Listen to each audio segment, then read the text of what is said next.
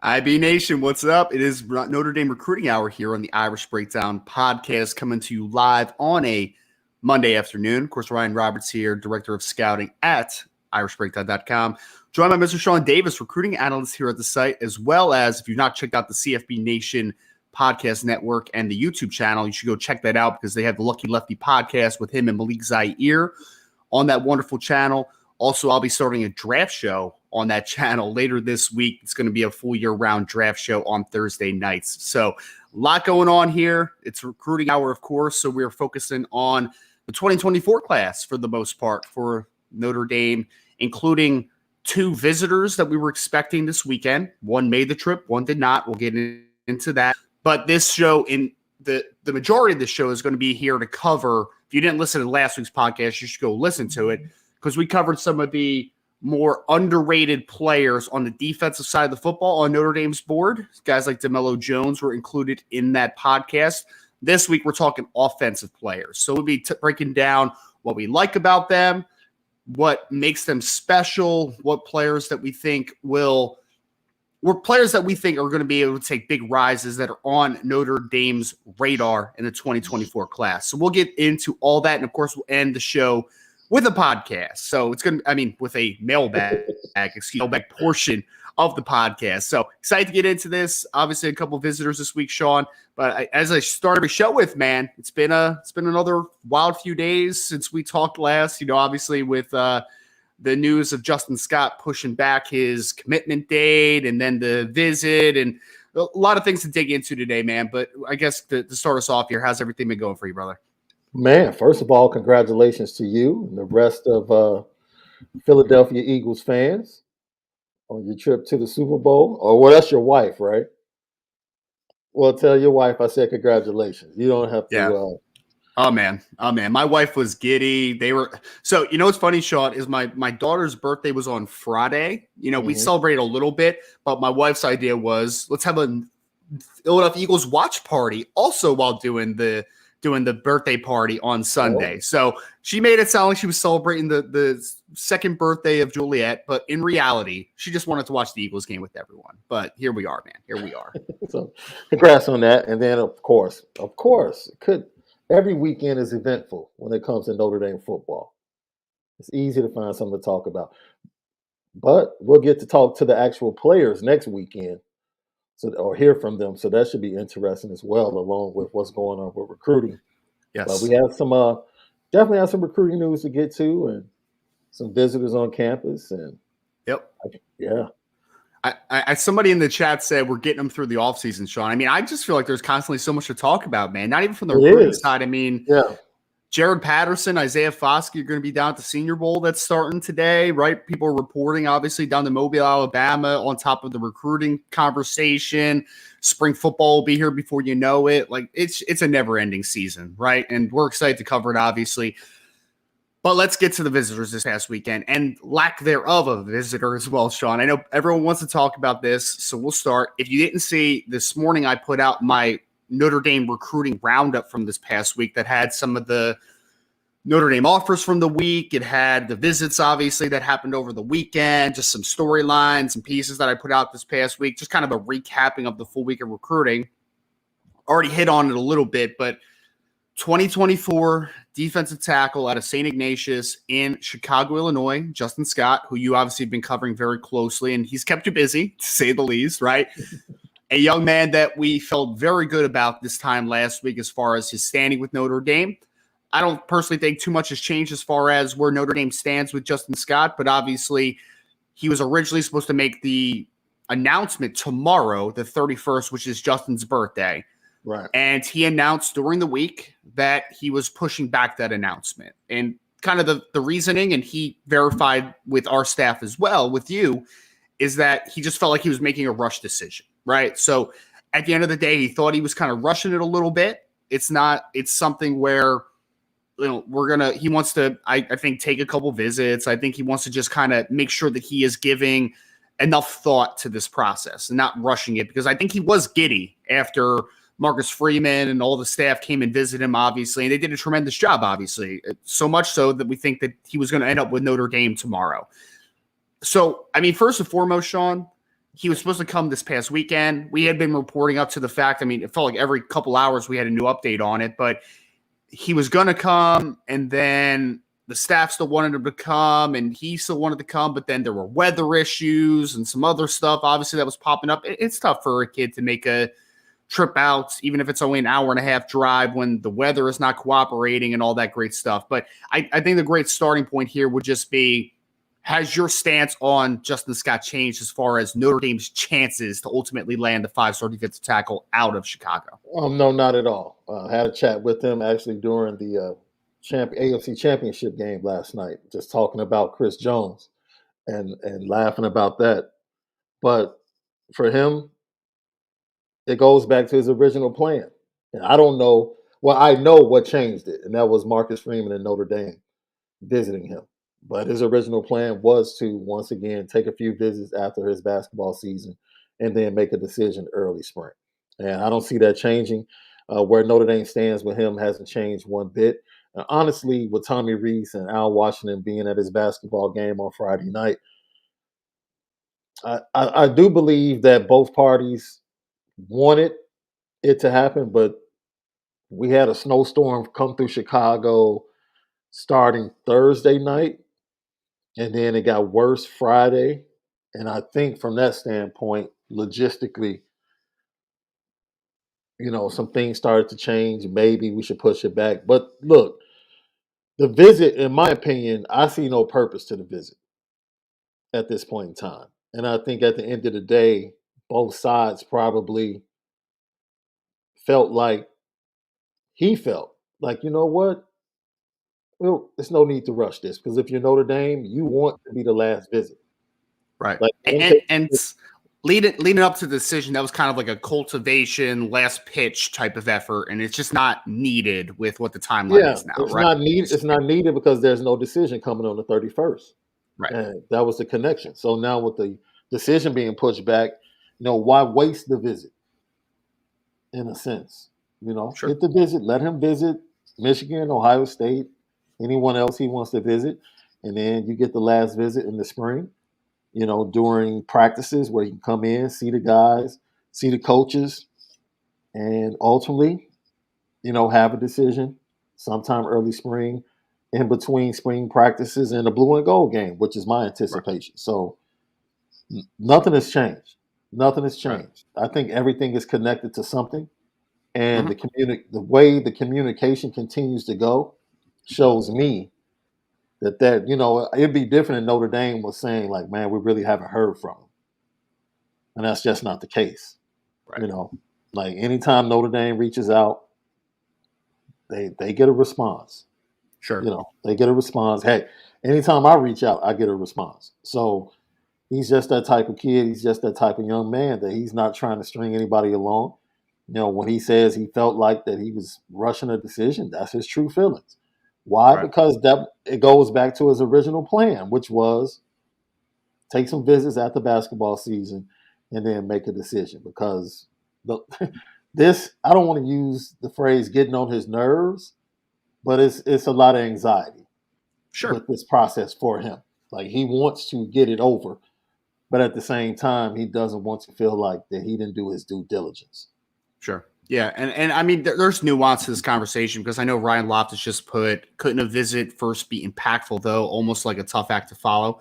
I mean, Ryan, yeah, it could, but Justin Scott's been on campus before. Multiple times. Yeah. This isn't like him getting to campus. Yeah.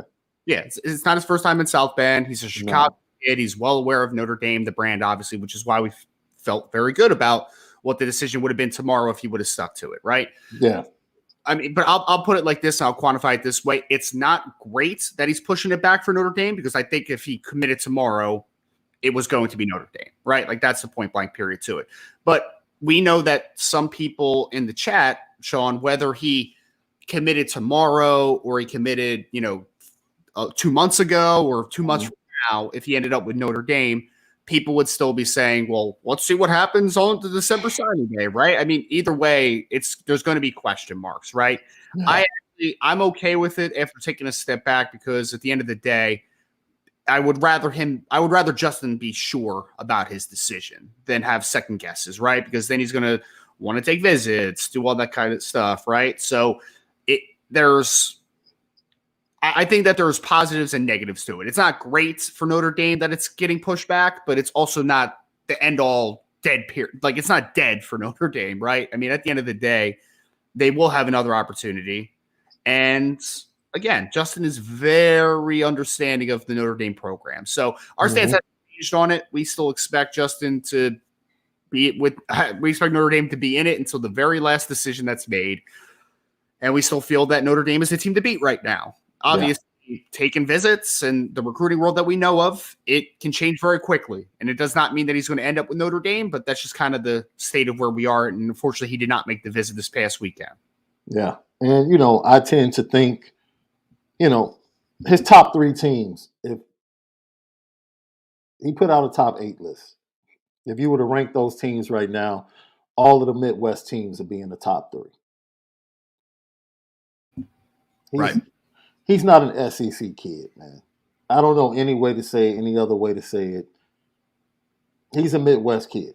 This is a kid who had Wisconsin in his top schools just literally 5-6 months ago, until the coaching change. I mean, I'm sure he's appreciative of Colorado. I'm sure he's appreciative of Alabama. I'm sure he's appreciative of Georgia. Georgia came in and he didn't change his date because of Georgia. It was the Ohio State visit. Right. That made him say, man, let me do things. The Georgia offer didn't do that.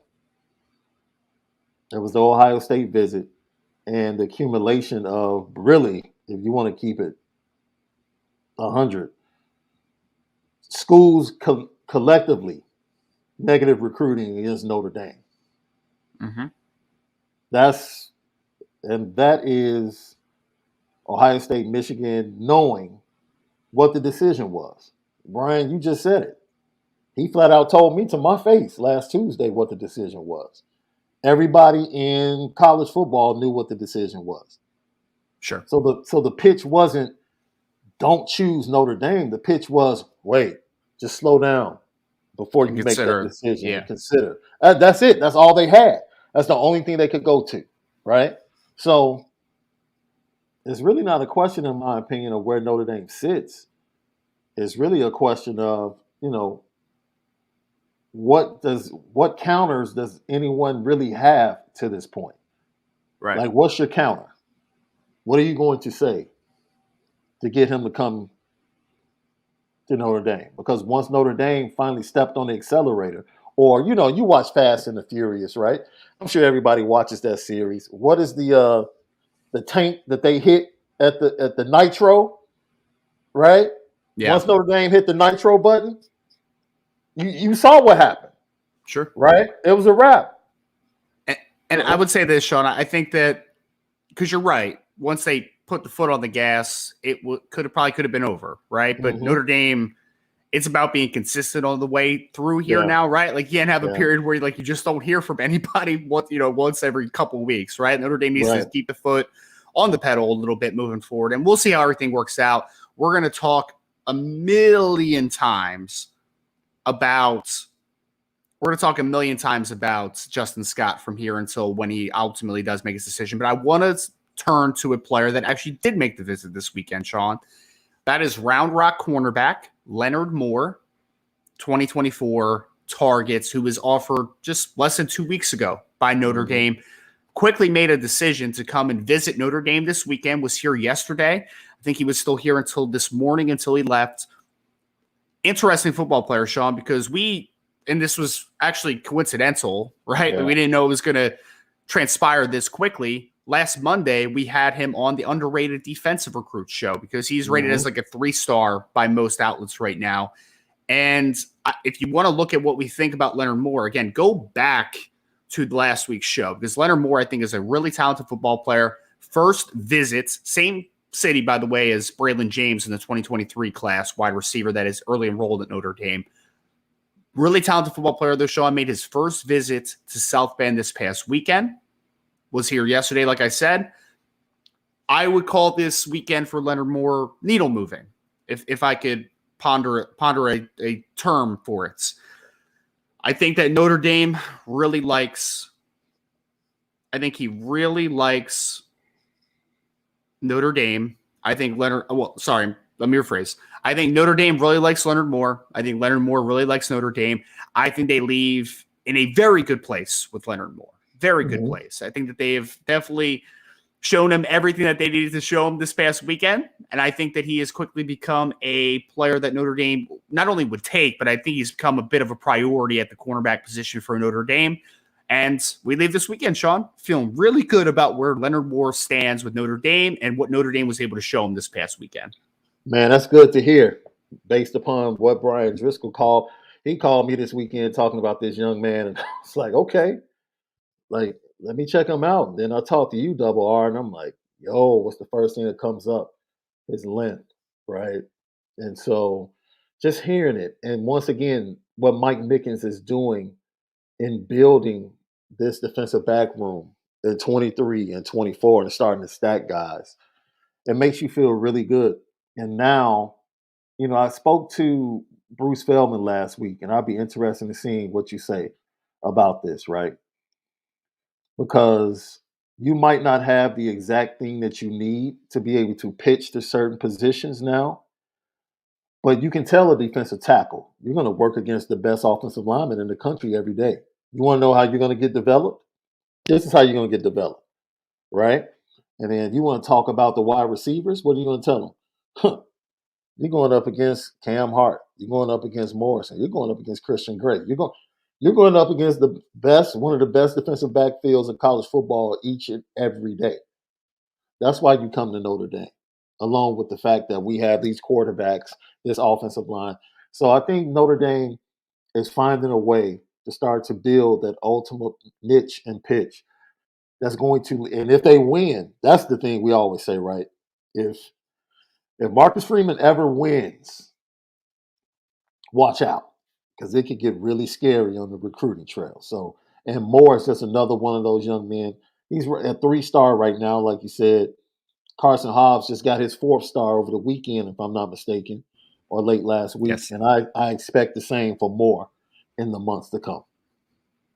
Yeah. I mean, Sean, he has some crazy stats, man. He had like 3 interceptions, 9 pass breakups. He was only thrown at 18 times. Yeah. He had 3 receptions on 18 throws. Like you said, man, he's one of those guys. He's one of those guys where he's in his defensive back stance. He's got, got his butt nice and low, and his hands are almost hitting the ground. Like, he is a long dude, athletic, really nice change of direction. Again, if you want to take a look at what we said about him, go to last week's show, the defensive side of the football, underrated. But he is a tremendous talent, in my opinion. I think Notre Dame is in a great spot with him. Again, I think that he leaves the weekend even more interested in Notre Dame than he was before his game. So Notre Dame's doing a tremendous job in that department, and I would keep close tabs on Leonard Moore because, again, in a good spot leaving the weekend. Sean, that is kind of the weekend, man. It was obviously only a couple players. We're not expecting another big junior day after the one we had a few weekends ago. It's more about, getting small groups now on weekends when they're able to obviously make the travels and do all that type of stuff. So very much more, I guess, intimate, for lack of a better word, right? Ability to talk to these coaches one-on-one and do all that type of stuff. So good job again by Notre Dame with a couple players that were able to make on campus, including a couple commits that also made the trip on top of Leonard Moore. So that's kind of the weekend recruiting update from Notre Dame side of football, the Notre Dame recruiting side.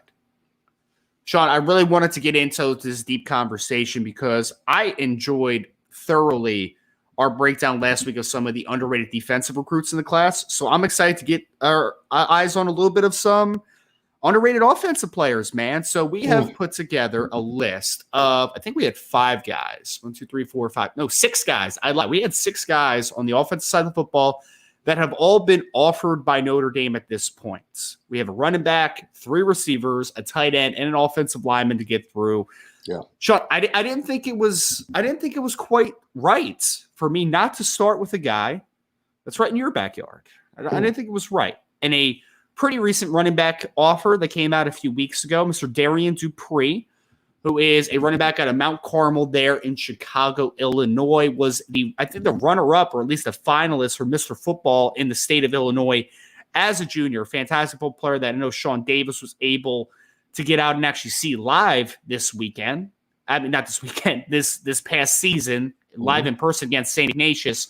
So he's a very interesting football player. As we kind of work through just some of our collective thoughts, Sean, we're going to play some film because that's what we do here, man. It's what we love to do. So we're going to pop up the film of Mr. Darian Dupree, get our eyes a little bit on him. And, I mean, Sean, for me, I think, and I love the little things they can right now in Huddle, like show out and such.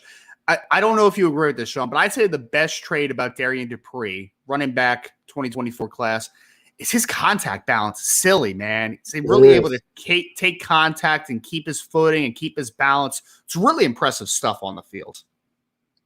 Very reminiscent of that touchdown run that Christian McCaffrey had yesterday. Just crazy balance, contact balance. And he does it all, Ryan. He does it all. Like you said, you mentioned that St. Ignatius game. I've seen him against the best competition. His best games are against the best teams on their schedule, whether it was St. Ignatius or Loyola Academy last year, which was on national TV. He put forth the best efforts against the best teams. And that's the type of player he is, highly competitive. And he doesn't want to go down, right? He might be a little bit more diminutive than some guys, and he might not be on the clock a 4-3 guy. But you get him out in space, you're not going to see too many people chase him down. Yep. You run him up inside, he's going to get you the tough yards. He's going to break tackles, and he's elusive. He can avoid tackles as well. And this is a clip from that Loyola game where in the first half he really put the team on his back and really dominated until he had an injury there in that game. So catching the ball in the backfield, being able to move. You see him with that number 6. I've heard a lot of people say, oh, man, he reminds me of Theo Riddick back in the day for Notre Dame, being able to do a lot of things. But I think he's a little bit better running in between the tackles than Theo Riddick. Just a fabulous player. He was at the Irish Invasion last year and built a fantastic relationship with Dylan McCullough on that day, and it stayed there. And he picked up the offer recently when Dylan McCullough came to Chicago. So he's excited. And, of course, as soon as Notre Dame offered, then here come the SEC schools and all of the other schools, So he's one of these kids that, once again, he's a Midwest kid. Yeah, he's just a Midwest kid. And, you have to watch programs like Michigan. You have to watch programs like Illinois that's been on him a lot longer than everybody else. Wisconsin, Iowa. All of them, yeah. But Notre Dame was huge. It was a flat-out huge offer for him. Yeah, Sean, you know who he reminds me of a little bit as we're watching him even run routes outside the numbers a little bit. I already mentioned the contact balance, the vision. There's a lot of great things, obviously, that Darian Dupree does. He reminds me. Do you remember Sony Michel when he was at Georgia? Yes. Yeah, that's who he reminds me of, man. Because Sony was an inside runner, but he was about 210, 215. Like that was probably the bulk of him. I mean, he probably got up to about 220 when he was with like the LA Rams pretty recently, and obviously he was drafted by the New England Patriots. But he just does everything pretty well, man, and he's just got really good contact balance. I wouldn't say that anything about him is super flashy or elite. Like I wouldn't say that, right? I think his straight line speed is solid to good. I think that his elusiveness is good. I don't think he's elite at anything, though. What I think about him, though, is he is a good, versatile player who does everything pretty well. That's kind of what I see with Darian Dupree, and he just doesn't he just feasts off contact, man. He's able to absorb contact. He's able to work through contact, good vision. I just think this is a really good running back. And some of the things that aren't flashy to people, like the long speed, home run ability, that's not what you're going to get from Darian Dupree. What he does, though, is the ability to break 4 to 5 tackles and keep a low base, low balance, while still working through contact. Like it's very fun to watch. And he's a pretty comfortable pass receiver, too. He is a nightmare schematically for defensive coordinators, right? Because you can't look. This is Mount Carmel. Traditionally, they were an option team, right? And now they went to a more spread attack with Lynch coming in as the head coach, who was a former quarterback at Northern Illinois. I think he finished like 6th in the Heisman one year. Is that Jordan mistaken. Lynch? Jordan Lynch is the head coach over there at Mount Carmel. He played for Mount Carmel. So, he spread it out a little bit more, and spreading it out, he gave guys like Darian Dupree, who probably would have been part of a 3-back backfield just about 4 years ago. Now you see the multiplicity, or the diversity, shall I say, in the talent that he has, not only to run the ball, but to be schematically just a headache for defensive coordinators. You have to worry about where he's lined up.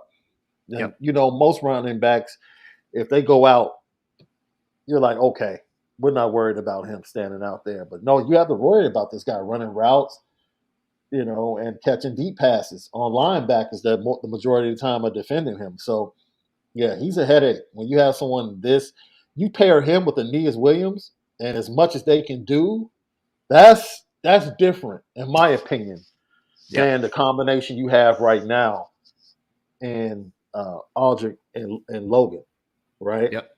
Logan has more diversity to his game. Aldrich not as much, even though he's getting better. But you pair Dupree with Aeneas Williams, and you get both of those guys, and the way they both can split out and do things in the run and the passing game. And now you're talking about using 21 personnel a lot. Now you have these guys. So it's something I know Brian's been asking for, you as well. But it seems like, those are the type of backs that they're loving. Like, this is how to build a running back room, but not guys that can just do one thing, but guys that can do a multiple set of things to make us offensively successful. And John, I think a great conversation we could have, because I know someone just had a question that we'll get to here in a second, because I think it's very related to the conversation we're having. But there is a question, I believe, right now that Notre Dame is wrestling with. And I put this in, I did a 2024 overview for the backfield where I talked about the running back position. Obviously, Notre Dame has Aeneas Williams, running back out of Hannibal High School in St. Louis, Missouri, in Hannibal, Missouri, not in St. Louis, an hour north of St. Louis, who is committed to Notre Dame in the 2024 class. You have a talented board of running backs, but I believe, and this is just my pulse, right? Nobody on the staff has told me this, but I do think that there's a little bit of a conversation piece for Notre Dame right now, whether they take 2 running backs or they just stay pat with 1, because they are recruiting a few talented runners. I mean, I think of Anthony Carey from Florida is one guy they're talking about. We just watched Darian Dupree, who's a really talented running back. Davion Goss out of Florida is a little bit of a bigger back, someone that they're keeping close tabs on. Nathaniel Palmer. There's some guys on the board. Nathaniel Palmer out of Texas. So there's some guys that are on the board, but I'm not 100% sure if Notre Dame's going to take a second running back. I think that's a conversation that's going to continue to be done around the building, because right now, I mean, Notre Dame's 6 deep at running back going into 2023. And the crazy part is, although it's very unlikely, every running back in the room this year, Sean, could be back for 2024 if they felt like it. I don't think we anticipate them all being back, right? Which is why the need for a second running back may arise. But I think it is going to be a little interesting to see if Notre Dame does take a second running back, or if they hold off and just are content with Aeneas Williams in 2024. 5 to 6 is probably the number annually, right? 5 to 7 in the running back room. So it depends. It depends. And you evaluate your program throughout the year, even during the season, right? So you never know how that evaluation is going to go in connection with, the numbers and how things are going in recruiting. And, you can watch a kid. I'm sure when they started the season, they thought, okay, we don't need this many linebackers in the class or whatever position. Sure. And then they went and they watched practices and they recognized certain things, and their opinions about certain players on the roster might have changed, and they might have said, you know what? I think we might need to go get an extra guy in this position or this area. So that's going to continue to take place, right? Because you continue to take inventory of your program. So running back is one of those positions where they might value that one kid. It might not be Darian Dupree, whomever it is. They might value what that kid brings to the program, and they say, you know what, go get him because he's a playmaker. Sure. He's an athlete. Just get him on the roster. We'll figure it out. Yep. And I just wanted to add a note. I saw someone just said that Chris Tyree can't come back in 2024. Yes, he can. He can. He is going to be a fourth-year player this year. He's got the COVID eligibility, right? Yeah. So he can cut. He has 5 years to play. So he could be a redshirt senior in 2024 if he felt like it. Again, I'm not projecting it though. Like I'm not. I don't know, right? Like, yeah. I don't know if he's going to be here. What if Estime or Diggs pop off in 2023? Maybe they're early draft entries. Maybe there's a transfer at some point. I don't know. I don't know what the numbers are ultimately going to look like. We'll see, which is why I think the number could change, right? Like, I think the number could change. So we shall see, obviously, what the numbers look like. And that conversation, obviously, is sprouted around Darian Dupree, who is a pretty new member to the board, Sean, a guy that I think we're both pretty big fans of. I wanted to bring up this question from 99 Problems with BK81. We'll handle most of the questions during the mailbag, but I think this one was very pertinent. He said, is Darian Dupree too similar to Aeneas Williams, both being good at everything? If yes, are you in favor of taking two similar running backs in one class? I don't really think they're that similar, 99 Problems. I understand why the question comes because I quantified it as they're pretty good at everything, right? But just because you're good at everything doesn't mean that you do the certain things in a similar way, right? Like Darian Dupree is a much better inside runner, in my opinion, than Aeneas Williams. Aeneas Williams is more of a let's get on the edge a little bit. Let's work outside and let's hit a cutback lane. Darian Dupree, I think, is a true inside runner, which I think he runs. So he's a different runner. And also, I would also say Aeneas Williams is a kid for me that is a little bit more of a natural receiver, as in, like, I could put him outside the numbers at times. I could put him in the slot. I think Dupree can do some of that stuff, but I think he's more of a receiver out of the backfield than what Aeneas Williams is. Like, Aeneas Williams, honestly, he could be a true slot at the next level, I think. Like, I think he's that versatile of a pass receiver. So I think Dupree is a better inside runner. I think Aeneas is a better outside runner to a degree. But I think – so I just think that it's just saying that people are good all-around players doesn't mean that they do things similarly, right? It just means that they have multi-facets to their game. I hope that makes sense, 99 Problems. I'm trying to quantify it the best I would. I don't know, Sean, does that make sense what I'm saying? Like that they're just a little different in that way? Yeah, it makes absolutely perfect sense. They complement each other. Even though they have similar traits as a running back being all-purpose, they complement each other the way they run. Yeah. And so that would be perfect for Dylan McCullough. No doubt. Yeah. And I think that it would be a very interesting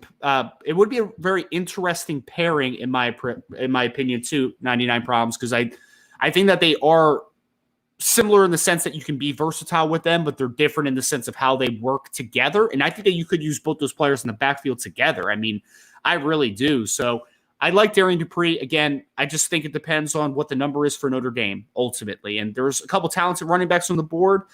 But I do think that I think that they would be in a good spot with Dupree if they could take a second running back. So we'll see what the numbers are. And I think that they really like him, obviously. Like, they wouldn't extend the offer to him if they didn't like him. And to your point, Sean, it was looking like a pure Midwest conversation for Darian Dupree, the Iowas, the Wisconsins of the world. I know you mentioned Michigan at one point, I believe, as well. But now the SEC schools are coming in, man. So it could change. It could not. We'll see what happens. But I do like Darian Dupree. I'm glad that we started out with him, obviously, on this podcast. Wide receivers, Sean. We got 3 of them to get to. Some sneaky offers that are coming out recently at the wide receiver unit. I mean, there was one today of a young man out of the state of California that I thought was very intriguing. But Chancey Stuckey's been offering. But this is a young man that was offered, again, like a little less than 2 weeks ago now. Want to talk about Terrence Moore, TJ Moore, as is his nickname, obviously. TJ Moore is a 6'3", 190 pounds wide receiver out of Tampa Bay Catholic High School. This kid, Sean, I'm just going to start playing the film, man, because there's some stuff to watch here, man. I mean, I'll just put it like that. I want people to kind of see this, for themselves, because, I mean, at first I was like, this is a little wild, man. So again, 6'3", 190 pounds, Tampa Bay Catholic. He is very long and springy, I think is the best way to put this. I mean, look at this first highlight on the film, Sean. Look at this one-handed grab that he starts us out with here. That thing touch nothing but fingertips, and he hold that thing in, man. You want to talk about hand strength? This kid has hand strength, and he has length. See a little flexibility there as well. This kid's smooth, man. This kid's really, really smooth. He's impressive. I mean, here's another one-handed catch that he bounces up to himself. I didn't know anything about this kid before they offered him. And then I was like, we're working with a little something here. There's a little something here, I think, from TJ Moore. You have to feel encouraged about how this position is being evaluated when you pop on the film of the guys that they're offering, right? That's what we sit back and wait for. Like, okay, who are they offering? And then you pop on the film of these guys, whether it's wide receiver, defensive back, and you're saying, okay, somebody has really good eyes when they view these films for these young guys. But Sean, he's only a 3-star recruit, man. He can't be good. It's impossible. It's impossible for this young man to be good, which is so funny. You know who he reminds me of, Sean? The first person that came to my mind. He reminds me a lot of George Pickens. And again, not comparing him necessarily to George. I'm not saying he's going to be George Pickens because George Pickens was a 5-star recruit coming to Georgia, right? Wait. Yeah. Is he tiptoeing this? Does he get both feet in? With one hand, Sean. With one hand. And you know what's wild is, sometimes kids put stuff in their highlight tape. You're just like, why is that on a highlight tape? My guy has 12 minutes of just him dogging dudes. Like, just dogging. I mean, honestly, it's not like, wow, that play shouldn't be in there. That play shouldn't be in there. He's got a 12-minute highlight tape of just this. It's wild, Sean. It's absolutely wild. These are the type of receivers that help your quarterback development. Ryan, you know what I'm saying?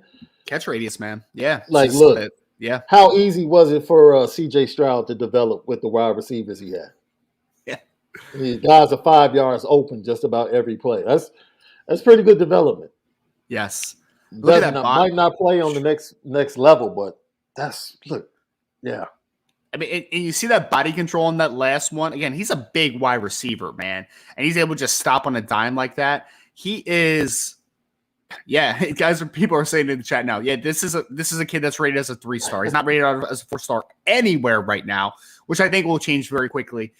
He's not the fastest guy in the world, Sean. I think that he is a long strider, obviously. I wouldn't say that he has great dynamic speed, but just that catch radius and that stride length he has, he's smooth too, man. Like, I don't think he's tight. Like, sometimes guys are a little tall and they struggle to change direction a little bit. But I don't see that in this kid. This kid kind of smooth. He's really smooth in and out of breaks. And at the end of the day, man, that catch radius, you can't teach that, right? Like, you can't teach being as long as he is. And here he is on a kickoff return, showing that, he can get going a little bit. When he opens that stride up, he can run a little bit. I don't think he's like, this isn't like a 4.4 kid, in my opinion, right? Like, this is probably more a high 4.5, 4.6 type of runner, but it doesn't matter because he's so long and those strides are so long. He's bananas, man. Bananas. Someone just said his focus when being in contested catches for the ball is awesome. And 100%, this kid is a contested catch dynamo is what I would call this kid. Oh, no. Oh, that's just embarrassing. He didn't have to do that young man like that. He could have gone up with 2. This is crazy. Sean, he catches better with one hand than most kids do with 3. I mean, do with 2. Do with 3. We got 300 kids in the 24 class. Losing my mind today, man. Man. Oh, the cutback. Yeah. And again, I think he's got some competitiveness to him. He's got that long stride. But again, man, at the end of the day, here he is playing defense on the defensive side of the ball, playing safety. Here's an interception that he's going to take back to the house. Great hands. Just great hand strength. It's wild to watch him play. Watching him, he wears number 5. Yep. He has a little T. Higgins in him. That's not bad either. It's not bad. Especially going up, attacking the ball in the air and just being smooth. Like, that's when you see T. Higgins, he's just smooth. Like, tall, long. Did you see that touchdown smooth. He had today? Yesterday? Yesterday? Just young boy and the kid, man. It's embarrassing. He was literally just he was against in the T. Higgins catch yesterday. He was working against a 6'1.5" corner, and a safety that's 6'1", and he just he did a thing where when you're playing with like your nephew or your child or something, you just hold the ball high. You're like, you can't get it. You can't get it. That's T. Higgins, man. That was T. Higgins yesterday. And TJ Moore does have a little of that in his game. I like that one, Sean. That's a good comp. I'm not the comp champ that you are. It's good though, man. I like it. Man. And again, I think he's pretty smooth. I don't think that he's tight with his hips. And I mean, here he is again, towing that back. He's a bully, man. He's a bully. He's a little bit of a bully. You know the crazy thing? I don't think the quarterback play is all of that for his team. Just watching the highlights. This is, and I think you said it already, this is a kid that makes every wide quarterback better.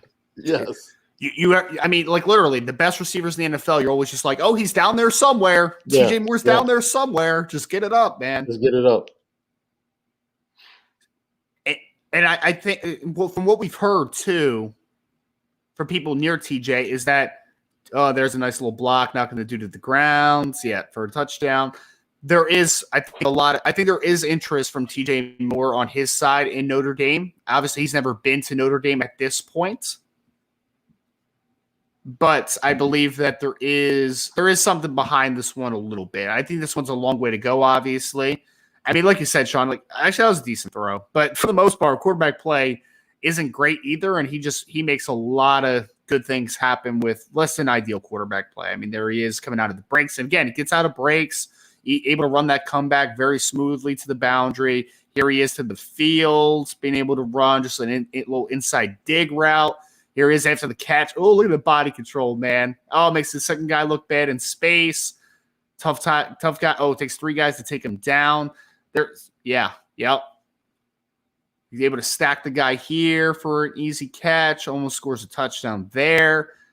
I mean, this is literally 12 minutes of this. It's really good highlights for 12 minutes. There he is on a little bit of a technically being out and up, but it's a little leak route is what we'll call it. Just trying to get him isolated there on the backside. Here he is on the reverse action, taking the football outside. Woo, smooth, man. Oh, no. He hurdled someone, too. He hurdled someone, Sean. He hurdled someone, man. You know what I'm interested in, Ryan? Mm-hmm. You lose the battle, and this happens in recruiting. You lose the battle for Keon Keeley, but you bring attention in that area to Notre Dame. Speaking of Keon Keeley, I think this is this? No, maybe not. Sorry. Go ahead. I thought maybe that was Keon's school, but I was wrong. No, that's not. Someone said there was a highlight in here where he was playing against Keon's school, though. Yes. But my point is now you've established Notre Dame in the area, and I'm sure he's very aware of Keon's recruitment to Notre Dame, and he's at a private school just like Keon was. So I'm sure he does have interest. Now you're in the area. You have Notre Dame buzzing in the area. That's very important for the classes to come, right? So even though you lost Keon was a doorway, or could eventually end up being a doorway to other athletes at private schools in the Tampa area. Yep. Agree. And again, man, I really like it, Sean, because he gets in and out of breaks well, man. He really does. Because again, that's something that wide receivers of his size can struggle at times, man. They struggle to drop their weights and get in and out of cuts and, be able to be effective route runners. But you see some of that in his game. Does it need to get a little better? I mean, a little more nuanced? Of course. But I mean, he's a junior in high school. What junior in high school doesn't have to improve, right? They all have to improve. So very interesting football player, though. We're not going to play the whole 12-minute highlight tape because, we got a show to get through. But TJ Moore, man, really talented receiver. Wide receivers in 2024 so far. Notre Dame has a commitment from Cam Williams, again, right in Sean's backyard, out of the Chicago area, who's a top 20 player in the country by some. 5-star potential recruit, I believe. I mean, I think he's that good. You're going to hear names like Ryan Wingo that are out there, obviously, out of St. Louis U, is a really talented football player. Burdell Richardson, who just dropped his top 8 over the weekend. Notre Dame was included in that top 8. Emmett Mosley, who's a double legacy at Notre Dame. Josiah Brown, who's a speedster out of New York, has a track background. But there's a lot of Jalen Hornsby, a guy out of New Jersey that we're going to talk about here in a couple minutes. Jeremiah McClellan out of Christian Brothers in St. Louis is another player. But they keep expanding this board too, Sean, to guys like TJ Moore, to Daniel Freitag, who we're going to talk about as well during the show. David Washington out of Nevada was a guy that was just offered pretty recently here. You had Quasi Gilmer out of California, who was the kid I was talking about earlier that was just given an offer to by Notre Dame. So a lot of really talented football players, Sean. I think what we're trying to say here, though, is that Notre Dame just had a tremendous four-man class in 2023. Jaden Greathouse, Braylon James, Rico Flores Jr., Caleb Smith are guys that we talked about a ton. Notre Dame has a chance to double up here, man. And Chancey Stuckey has a chance to pull in a really impressive wide receiver group because he's finding guys like this that are a little bit under the radar but are really talented football players. You know what? When I talked to him, I remember when he first arrived and he talked about having a basketball team on grass, in a sense, right? Yeah. And having a guy that was just a dog that would pretty much be your point guard, but needing a wing player that was a little bit longer to have the same mentality. And then building around that, having a red zone guy that's like a five, right? That can go up.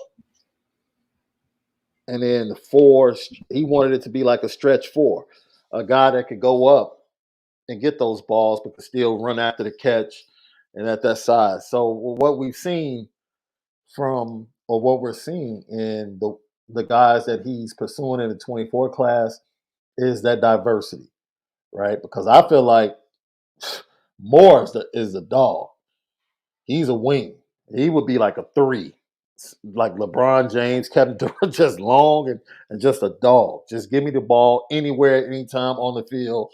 And we feel the same way about Jaden Greathouse, with his size and the way he plays the game. So, stacking guys like that, regardless of their star ranking. And that's what you have to love. Coaches that are able to watch film and not look, if I didn't give you a name, I didn't give you a ranking, here, what do you think about this guy? And for me, Notre Dame has a pretty good collection of at least four guys on their staff that I think are great at talent evaluation. That's just my opinion.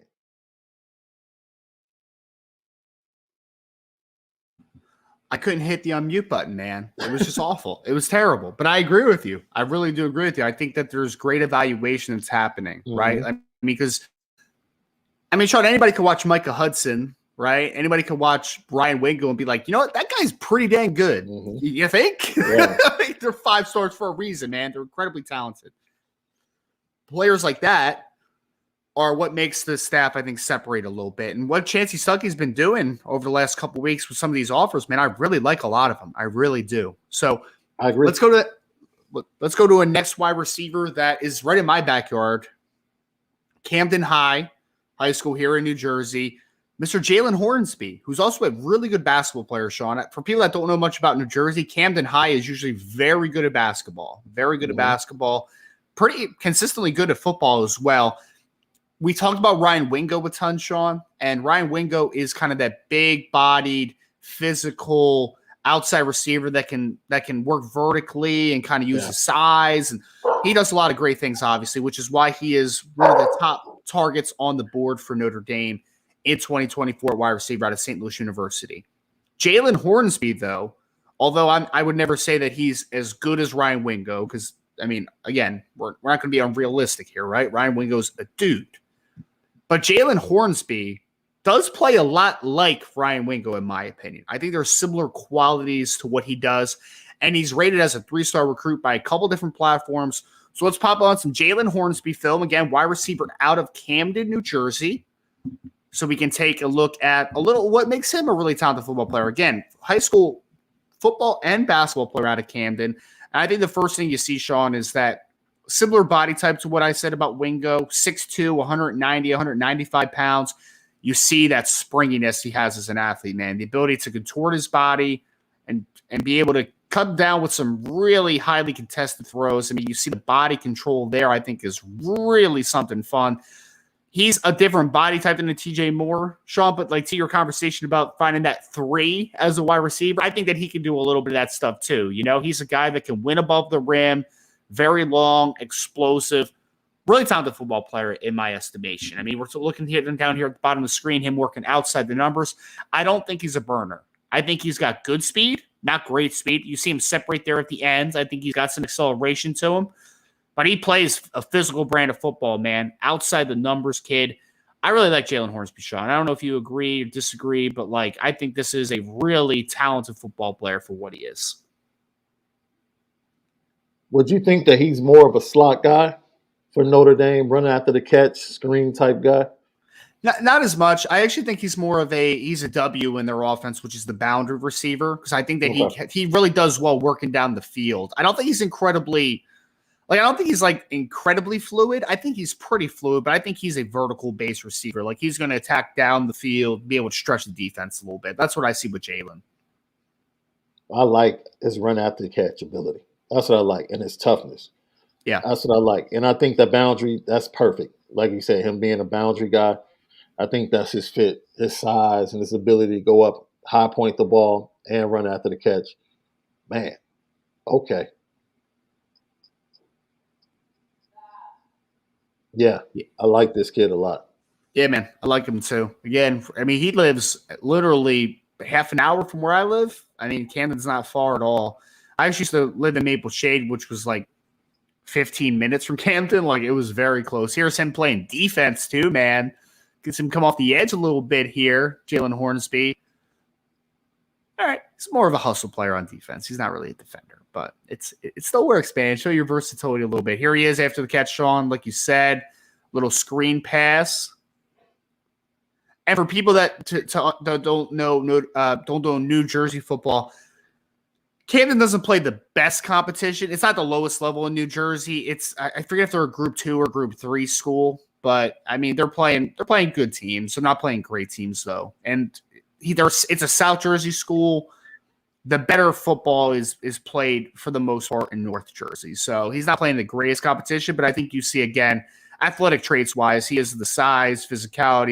He's got some explosiveness to him too, which I think is a lot of fun.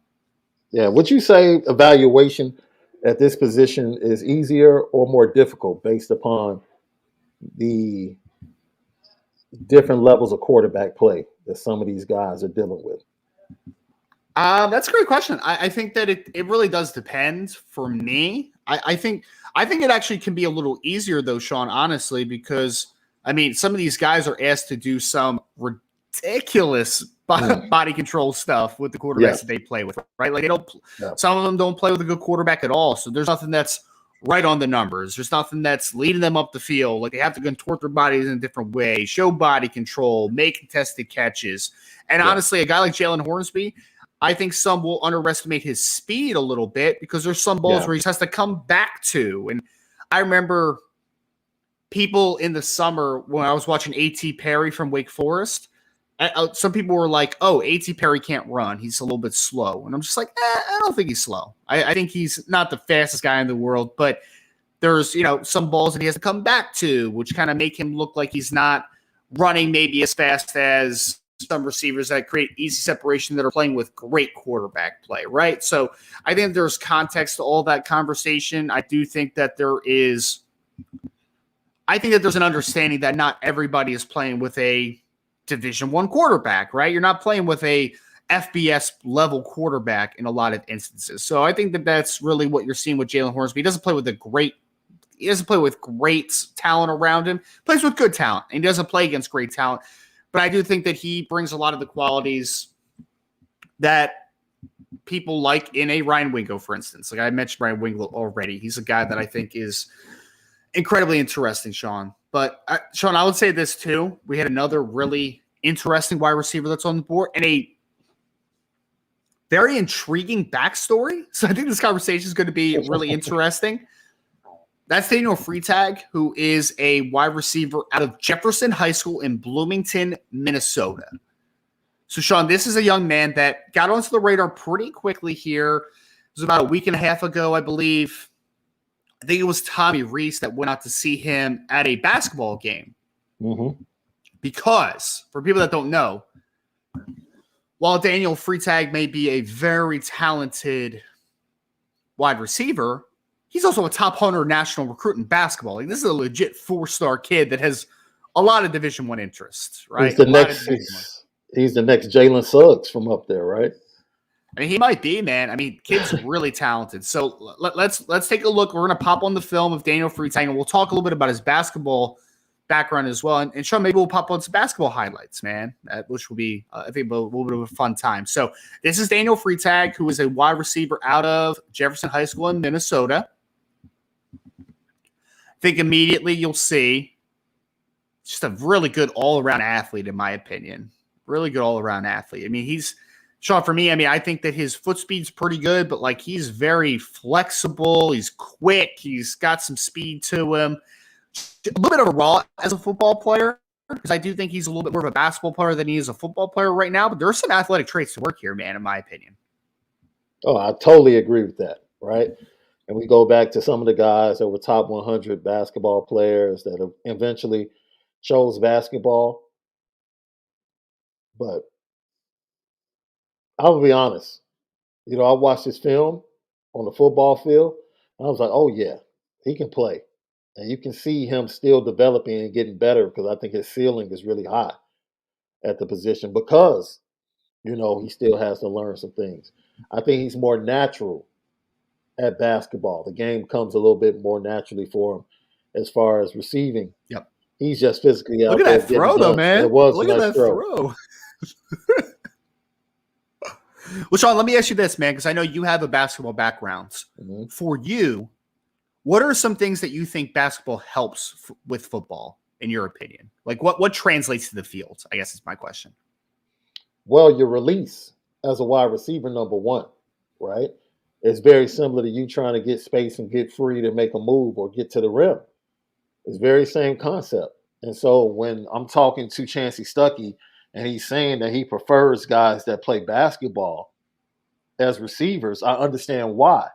Because, you know, when you're at the line of scrimmage and you're going against bump and run coverage, which is what you're going to face against the best teams, you know, on your schedule, you have to be able to get away from that coverage and get into your route to help out your quarterback. And I think that's the number one thing, like footwork, quickness in short spaces, and being able to get a good release and get into your route. That's number one for me.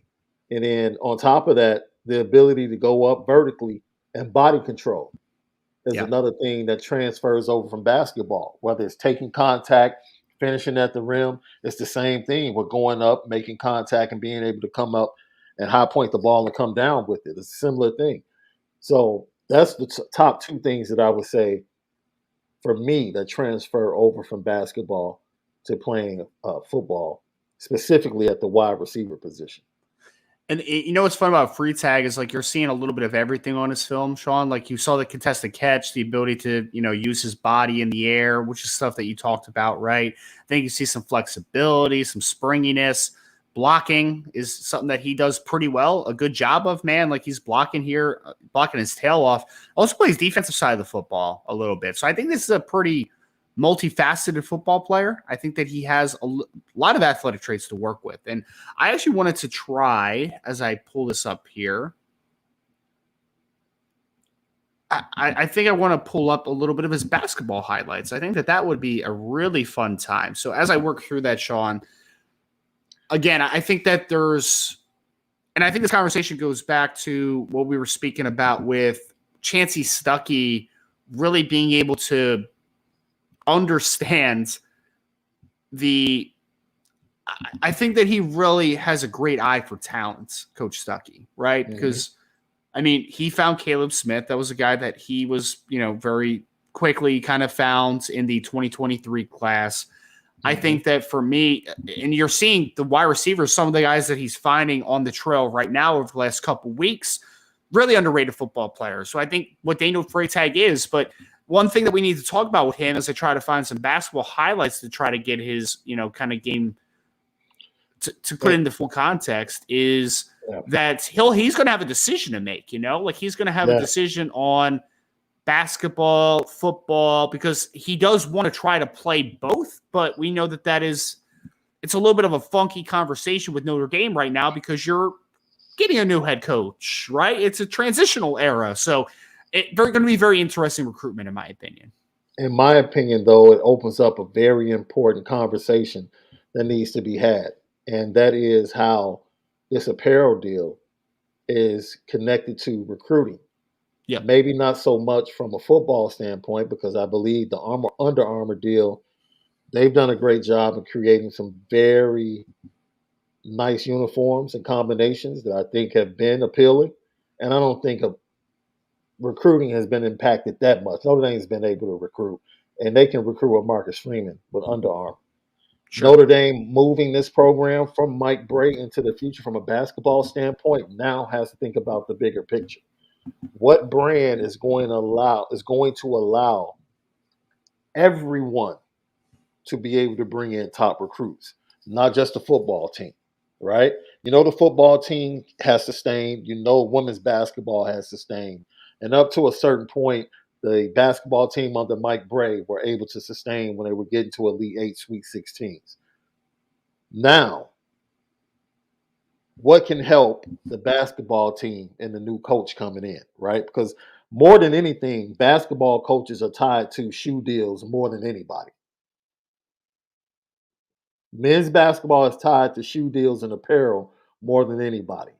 And if you're going after a top guy, more than likely, unless they go get Inglesby, I think he's at Delaware right now, coaching. And he came up under Mike Brey if they want to go that route. But someone asked me, would Jay Wright come out of retirement? I'm like, Jay Wright's a Nike coach. He's not coming here to be under an Under Armour deal. I can tell you that right now. And if you go get another coach that has a Nike deal or a deal with somebody else, that's going to be a difficult task. So now the apparel deal, the upcoming new apparel deal, is going to be very important because it's really a blending of all the athletics and how everyone can be benefited. Baseball, basketball, women's basketball, football. It's not just thinking about Notre Dame football. This is really about the collective moving forward, and it impacts recruiting. Maybe not so much one program in relation to the other, but it really does impact recruiting. So with a guy like Daniel Freitag, who is a top 100 basketball player, that basketball brand is going to be more appealing to him because that's his. If he was leaning one way, I would probably say he would probably lean towards basketball just because of him being a top 100 player, having Jalen Suggs in front of him that took the same path, right? That's probably where he's leaning. And a school that he's able to play both, both will have to have attractive branding. Yes. In my opinion. And it's recruiting. And that's why the apparel deal, that's why I brought up the apparel deal for a kid like this. It comes into play where it might not come into play with other recruits. Yeah, it's going to be really interesting, man. Because, again, this is a kid that wants to play both at the next level, Sean. I'm going to pop up just one game of his highlights. But I promise, there's more basketball highlights coming for you guys on very shortly here. So, again, this is just a game highlight of Daniel, who is averaging over 30 points a game as a basketball player. Top 100 player, like Sean said, 4-star recruit. So I saw one game, he had 7 3-pointers in a game too. So he's a little bit of a sharpshooter, man. He's an outside-oriented kid, but as you see, he can also work inside with pretty good footwork. Here he is coming off the screen, being able to penetrate. Oh, he's got a little reverse layup there. There he is to the – oh, look at that finish. Look at that finish at the hoop. That was good body control right there to finish. Yeah. Oh, look at the step back. Oh, no. So we've already seen the footwork in the post. We already saw it getting loose with the step back and the body control to finish at the rim. So those are 3 things that we saw right there that are transferable over to the football field, and which shows you why a lot of people think he has a lot of upside at that position. Yep, and it's going to be an interesting, obviously, conversation because when I first talked to Daniel after he first got the offer, Sean, he told me that the staff had mentioned obviously the ability to play both, but that's something where like the Notre Dame football department and the Notre Dame basketball side of things, they have to work as a collective to make that stuff work, right? Like that's not an easy thing to figure out. Like you have to work on schedules, workout plans, like the nutrition side of things, like because basketball is going to want your body to look a little bit different than what a football player is going to look like at times, right? So there's a lot that's going to go into that conversation. I don't know if he's going to end up with Notre Dame. But there is interest there, obviously, which is why they made it a point to not only get out to a basketball game, offer him, but also to visit his school again this past week. So there's been conversation, obviously, and he's a very interesting football player, I think. And so he's a very talented football player. Daniel Freitag out of Minnesota, Jefferson High School, that Notre Dame has their eyes on. Sean, we're moving on to a tight end. Hey, guess what tight end we're talking about today? Ooh-wee. I saw it on the rundown and said, yes, sir. Play those highlights. Please play those highlights. Oh, man, we are. I'm going to play the football highlights. I'm also going to play some basketball highlights at some point here as well. So we're going to talk about Carter Nelson, who, if anybody's heard this show, they know that I'm a little bit annoying with Carter Nelson. And it's fine, man. I can be a little annoyed with him. It's fine. Carter Nelson, who is starting to get more adequately rated. He's out of Ainsworth High School in the state of Nebraska. He is rated as a top 150 recruit by one platform, but there's two different platforms. I think some of them as a 3-star. There's another that has him as like a top 300 player, but barely. Very talented player, though. So, and then Notre Dame likes a ton. Plays 8-man football in the state of Nebraska. But I'm going to play the highlights because, honestly, this is some of the most silly highlights that we're going to watch today. It really is. He is a man amongst boys in the area that he plays. And, Sean, let's have a good time here, man. We're going to have a good time with Mr. Carter Nelson. Here we go. Let's get to it. Let's do it, man. First thing you're going to notice about Carter Nelson is he does everything for his team. Literally everything. There he is on a block, taking down the wing. Here he is as a running back, because why not? I may have actually picked the wrong. Oh, there's another block. I think that I might have put the wrong highlights. This might be a sophomore highlights, I think. Yeah, this is the sophomore highlights. Let me get the better highlights up here, Sean. But Sean, 6'5", 210 pounds as I get these highlights up. I mean, it's a kind of bananas, honestly, to watch him a little bit, Sean, because this is one of the better athletes that we're talking about today. 6'5", 210 pounds. He is a legit jumper in the high jump on the track in track and field. 7-foot high jumper, 8-man football, 13.8 in the pole vault, 11 flat in the 100 meter. He's also a really good basketball player. His dad coaches is the high school head basketball. The head coach for the high school basketball team. So Carter Nelson's a really talented player as I pull this up. Carter Nelson has been one of the biggest joys of film watching that I've done over the last couple of months. Like when he was introduced to me by Double R, I just couldn't believe. It's like, what did you just send me? Like, there's no way this is real. And I'm not even talking about the football film. I'm talking about everything else, whether it's track and field or basketball. I'm like, there's no way this kid is doing this. And the records he was breaking records as a freshman. Yeah. As a freshman in high school. And the benefit of playing the type of football that he plays is that he's so used to being in space. Like, oh man, that's the type of tight end Notre Dame needs. Yes. Like a space guy. Let me get into space, move around, beat you, run these type of routes, run end arounds. And then you can complement that with the guys they already have in the tight end room. Now, Jack Larson is a space guy as well. He is. He's a space guy, big-time space guy. Not as big, but has receiving skills. And, man, Jack Larson can make some tough catches. If you watch his film from last year, he makes tough catches at clutch moments in football games. But Carter Nelson, he's different. Like, he's just different. And here are some of his highlights now. Again, sorry about that. momentary pivot here. Here's his junior highlight, which is the more impressive. Sean, so he plays safety and linebacker for his team. He plays tight end. He plays wide receiver. He's also their leader in touchdown passes on the team, throwing 15 touchdowns, leading rusher. I mean, you see him all over the place, man. The length pops. He's athletic as everything. Here he is just kind of casually winning down the field with the length and upside that he has. It took that quarterback every ounce of strength to get that ball out there. Yes. And someone just said he's bigger than everyone on that field. Yes, he is. And he still needs to grow, man. Like, he's only 210, 215 pounds right now. Just wait until he's 250. You know, that'll happen quick because he's got a long athletic frame. I mean, it's silly stuff. Here he is as a Wildcat quarterback, and it's just child's play. You know, he's doing what he's supposed to do at this level. Did you see that route too, Sean? Like, that was a fantastic route. And there's rawness to him, right? Because, I mean, the point blank period to it. And I know people are going to say this, and it's fair. He's playing 8-man football. He's the best player on the field every time he touches the football. He doesn't have to be technically perfect every time because he can do this. He doesn't have to be technically perfect. He's the best athlete on the field. There's no doubt.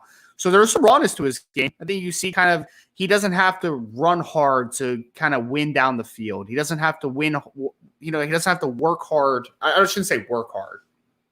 He doesn't have to be urgent in how he plays a football game because at the end of the day, he can just jump higher than everyone. He can run faster than everyone. It's just that's what we're looking at. Here's a interception that he takes back for 6. I don't know how to quantify. Running out of superlatives. I mean, Sean, look at that last one, man. That last one, literally, he gets an easy release off the line of scrimmage. They are bracketing him, and they can't stop him. There he is, easily running past the defense. Again, 6'5", 210 pounds, working outside the number. Here he is playing Wildcat quarterback, kind of gives him a little shimmy at the top, and then he's able to turn on the jets, win down the sideline. No one touches him. And I know, again, some people are going to say, but he doesn't play great competition. He plays 8-man football. And you're not wrong. You're not. But then you look at what he does on the basketball court.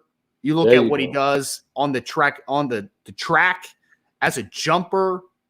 I mean, he's a 7-foot high jumper. Like, that stuff doesn't matter who you're playing against. The kid can jump out the gym. Like, that's the facts of it, right? The kid can fly. There's a lot of, I mean, it's just easy. It's an easy evaluation, right? Because he's a different type of athlete. You don't get these type of dudes every day. Like, they're just not a ton that look like this. I mean, honestly, I mean, as silly as that sounds, man, like he's a different type of animal. So yeah, I mean, I think that for me, didn't the Colson kid from South Dakota that's on Michigan squad, he came from a similar background, was playing like 8-on-8. So, and he turned out to be pretty good. Yes, he did. As a tight end as a So, you know, sometimes you have to look beyond those things that we normally use to quantify whether or not somebody's good, like competition, and you just find special talent. Yep. Coach Loveland, that's his name. I'm sorry. Loveland. Colson Loveland, yeah. Oh, the tight end. Got it. Yeah. Yep, you're correct. Yep. He's from South Dakota. I think they have a similar high school format. Gotcha. Yeah, and I mean it's very interesting too, Sean, because I mean, to your point, right? This is a young man who, and I always talk about this even in the scouting world for the NFL draft, because some people will be like, oh, you know, but he's a FCS kid, he's a Division II kid. How do you know he's going to translate? But then you look at like the athletic background of kids. Sometimes you're just like, how do I know that Carter Nelson's going to translate?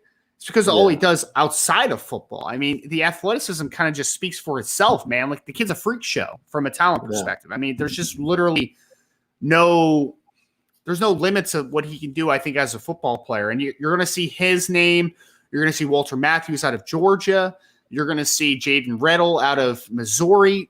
There's kind of a conversation piece on who's potentially the second tight end in the class to join Jack Larson. Yeah, I think Carter Nelson makes a lot of sense. I think Walter Matthews makes a lot of sense. I think Jaden Reddle would make a lot of sense. I don't think there's a wrong answer to that conversation, but I'm not going to lie. This kid's an early favorite of mine, man. I really like Carter Nelson a lot because he's just a freak athlete, in my opinion. Just absolute freak. And he's different. Very different. I don't care what anyone says, man. Anytime you find different on the recruiting trail, you try your darndest to get him. Yes. He's different. Forget competition, all that, man. He's different. He's just athletically different, right? Yep. You watched Dante Moore throw a football down in San Antonio. He's just different. Yep. He's different when it comes out of his hand. So that's what you look for. No matter what the position is, you look for different. And when you find it, try to get it to South Bend. So kudos to Chancey Stuckey, and not only Chancey Stuckey, but everyone on the staff that are going out and identifying Jared Parker, Mike Mickens, everybody that's going out and identifying these difference makers, man. And the conversation too, Sean, is, how much do they like Carter Nelson? Well, they've been out to Ainsworth, Nebraska twice already over the last few weeks. And for people that don't know and haven't seen it on the message board, it's not the easiest place to get to. It took – so Coach Parker has flown into Sioux Falls and drove 4 hours to Ainsworth, visited with the coaches, obviously, in Ainsworth, and then has to drive 4 hours back to Sioux Falls, Sean, just to get back on a flight. So, yes, they like him a lot. There's no doubt about it. He's a really talented football player. I'm trying to find the basketball highlights. I had it queued up, but I think I exited it out by accident. And we got to watch these basketball highlights, though, Sean, because they are some of the most just like I shake my head watching him play basketball because I'm just like, it's not very fair to watch this kid play basketball because he's a freak, man. He is an absolute freak. But Sean, here's a question, though, as I kind of pull this up. Some people have asked this already. Do you take 3 tight ends in this class if 2 more want to come? If 2 more of the top 3 players that we've been talking about, Walter Matthews, Carter Nelson, Jaden Reddle, do you take 3 to pair with a Jack Larson in the class already, if you can? It's hard for me to turn down top talent. It's just we had a similar situation. I know, it didn't play out, where people were questioning whether or not Notre Dame would take more offensive linemen in the 23 class. Yeah. And it's like, first of all, shut up, number one. And then number 2, it's like, when you get elite talent, you figure out the scholarships later. Just get the guy. Dude, Georgia had 3 top-notch tight ends on their roster this year, and 1 was just injured, right? Yep. Otherwise, the rotation would have been crazier than it was. So you don't short yourself on acquiring talent in your room. Like, you don't get 2 guys and then say, well, we can kind of take a project here. No, give me 3 guys over 2 guys in a project. If I got a chance to get 3 guys, give me the 3 guys. So it's all about the numbers and what they want to do and how things are looking at other positions in the class. Does that connect to whether or not they take a second running back, right? So now the debate is one of those tight ends, or just for the sake of using the name, Darian Dupree. Now it's like, okay, now you got Dylan McCullough and Jared Parker in the coach's room arguing back and forth and debating why one or the other should really be added to the class. So,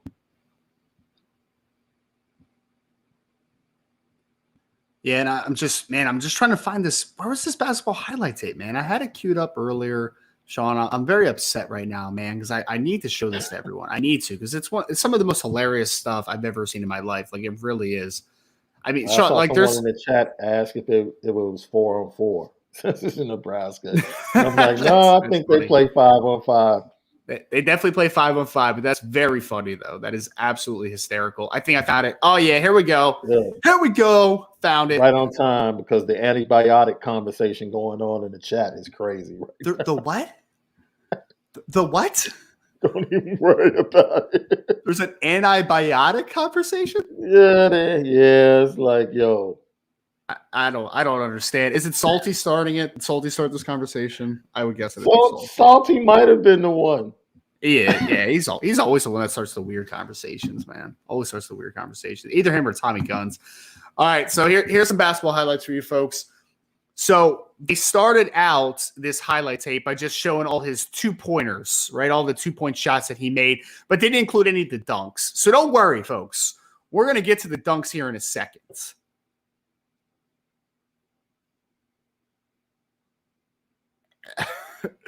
I mean, Sean, I think that you'll see. I mean, look at that, man. Look at that. Look at that body control going up there. Look at all. Oh, man. It's.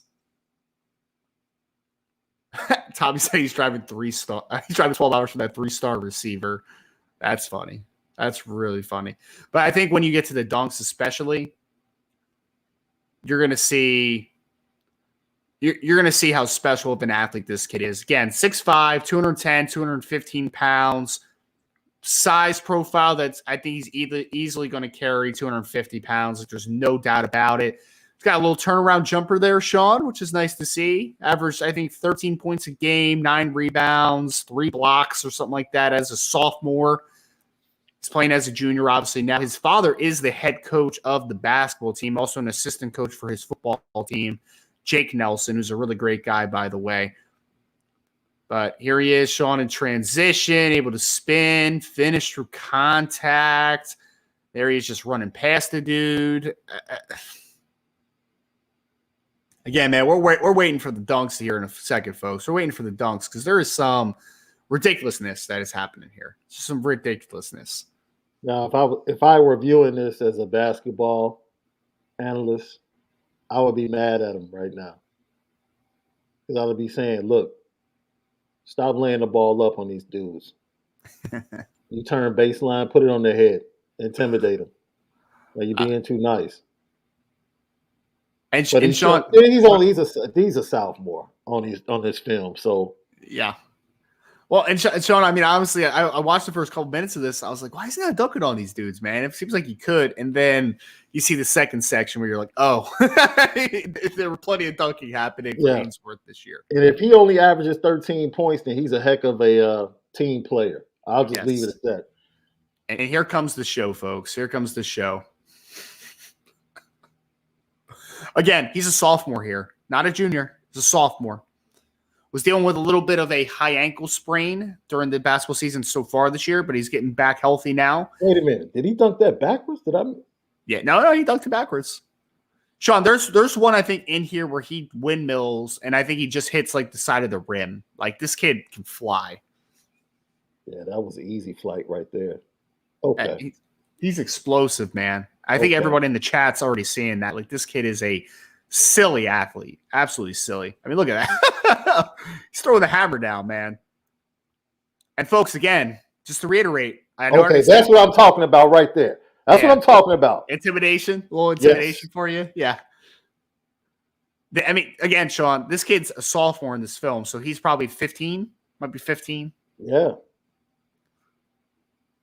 You see how easy he gets off the floor, man. Like, he's just a really springy kid. Like, he doesn't have to put much effort into getting up. And it's not awkward. You know what I mean? It's smooth. See that one? He rocked it. Rocked the cradle on that one. Yeah. Like, you watch him, and it's very natural. He's not, trying to catch his steps, or count his steps. Like, it's just very natural. Bam. One. He's got to have big hands too, man, because he's popping that ball on the way up. Yeah. Oh, that poor kid was like, I think I'm going to step in front here. I think I'm going to step in front. But he's like, nah, I'm good. All right, and let's look at a couple rebounds, and then we'll take a look at our last guy here because we could talk about Carter Nelson all day. Really could. And Notre Dame's in a good spot with Carter, by the way. Nebraska's going to be I think the main conversation piece, but there are a lot of schools that are really getting into the conversation with him because he's a little bit of I want to call him a late riser. I think people just didn't find out about him until a little bit later than some guys usually because of the 8-man background and everything. So that's Carter Nelson. Sean, last guy that we want to take a look at that is, again, we talked about how much fun Carter Nelson's film is. I'm going to raise your fun for Carter Nelson. I'm going to raise you maybe even a little bit higher here. We're going to take a look at Caleb Brewer, who is an offensive lineman out of Wyomissing High School in Reading, Pennsylvania, 6'5", 300 pounds, also an all-state wrestler, one of the top-rated heavyweights in the state of Pennsylvania out of Wyomissing. So what makes him so much fun, Sean? What makes him so much fun? That he's a good football player? Of course. That he's 6'5", 300 pounds? Of course. That he's a wrestler? Of course. You know what else, though? At that size, my guy plays tight ends for his high school. Plays tight end, Sean. Plays tight end and defensive end. Yes, that works. A wrestling background and athletic enough to play high school tight end for Wyomissing. So let's take a look a little bit at Brewer, our last guy on today's underrated section. Oh, by the way, Sean, it's only a 3-star recruit by one platform. 3 other platforms don't even have him rated. Okay, guys, to that to his offer list now as he continues to blow up. Has Notre Dame become the recruiting services for other schools now? I mean, I feel like Michigan and Penn State offered right after they got offered, right? Wasn't it Wisconsin too? Here he is on a tight end screen wearing 44. Again, this man is 6'5", 300 pounds. He has to get down to 285, obviously, during wrestling season, excuse me. But this dude is an offensive tackle running through the middle of the field. Like, yep. What safety wants to see that? Or what linebacker wants to see that getting to the second level or pulling? Like, there he is playing defensive line and just absolutely screaming down the field. Oh, ready for this block, Sean? Yeah. I mean, obviously, he comes out with great pad level. He's physical as all heck, man. And there's going to be a conversation of whether he's a guard or a tackle in the next level. My answer is yes. I don't care which one it is. I really don't. Do I think he can play tackle? Yeah, I do. I 100% do, because he's got foot quickness and he's just a really good athlete. I think that he can play tackle, no doubt. I know me and Brian have talked about this a bunch. Brian thinks that he might be an absolute dog as a guard, and I agree. Like, he would be a great guard. There's no doubt. And that's in connection with whom else you get, who else you might get in the class. Yes. Because you were talking about connecting him or adding Gerby Lambert in connection with him. And, kick Gerby to the tackle and let him play next to Gerby in the future. And, you're cooking with grease. Yeah, man. But, in a pinch, he's definitely athletic enough to play tackle. Did you just see him run through the middle of the field as a tight end? That athleticism is not the question. Sean, and I interviewed him, and we'll actually get to that interview here in a couple minutes, which is going to be fun. Man. But he during football season, he was about 295, right around 300 pounds this year. He obviously had to lose weight. Like, you got to get down to 285. He got the 2-pound allowance after Christmas, so he was able to stay down to 287. But he literally just didn't watch what he ate for a couple days, and he got up to 293. Like, this kid is ballooning. He is going to be 320 pounds, I think, in the pretty near future. Like, he is going to be a massive, massive young man. So I could see guard. I could. But I think that, the foot quickness here is pretty rare, man. Like, he can move. I mean, there's a reason that he plays tight end right now. It's because he can move. He can absolutely move. And they run a little bit of a wing T in their offense, and they run, obviously, a little bit of, they run a couple different, structural things, but they love to down block from this kid, which is why he plays tight ends. And I was also told by his high school offensive line coach, they just had the offensive lineman that it was going to Penn State. I forget his name, but he was a high recruit in 2023. He said that this is the only kid he's ever had in his coaching career that he has to tell to chill out and practice a little bit, man. Like, you need to relax a little bit. Like, you need to stop doing that to the scout team players. I love it. I love it. I love it. I love it. Like, hey, everybody needs to leave the field in one piece. Like, relax. Seriously, man. He's like, I need to go over to Carter and be like, hey, man, I understand. I get it. You're working, but chill out a little bit. We need a couple of those guys for the game this week. You know what I mean? Like, he's just one of those kids. That's a mentality you would love to have on the offensive line. Yep. Absolutely love to have. And I know when we introduced him a few weeks ago, I know there was someone in the chat that was like, oh, he's a 3-star, he's a guard. I'm just like, all right, man, just stop. And then all of a sudden he's got offers from Penn State, Wisconsin, Michigan, everyone, right? Everyone's now like, yep, he's very good. Well, no duh. We could have told you back, a couple weeks ago that he was very good. But that's Mr. Carter Nelson, Sean. And I want to give everyone the opportunity, instead of me telling you about his interest in Notre Dame and his recruitment, I had the chance to actually sit down with Carter, which was a fantastic interview. So without further ado, want to give you a little insight into Carter Nelson, into Caleb Brewer. Sorry, I got Carter Nelson on the mind. Caleb Brewer, star offensive tackle out of Wyoming High School in Reading, Pennsylvania. Got the opportunity to sit down with him on a little bit of an interview here. Now joining the Irish Breakdown podcast, I have Mr. Caleb Brewer, star 2024 offensive lineman out of Wyoming High School in the Pennsylvania area, also a top-rated wrestler in the state of Pennsylvania.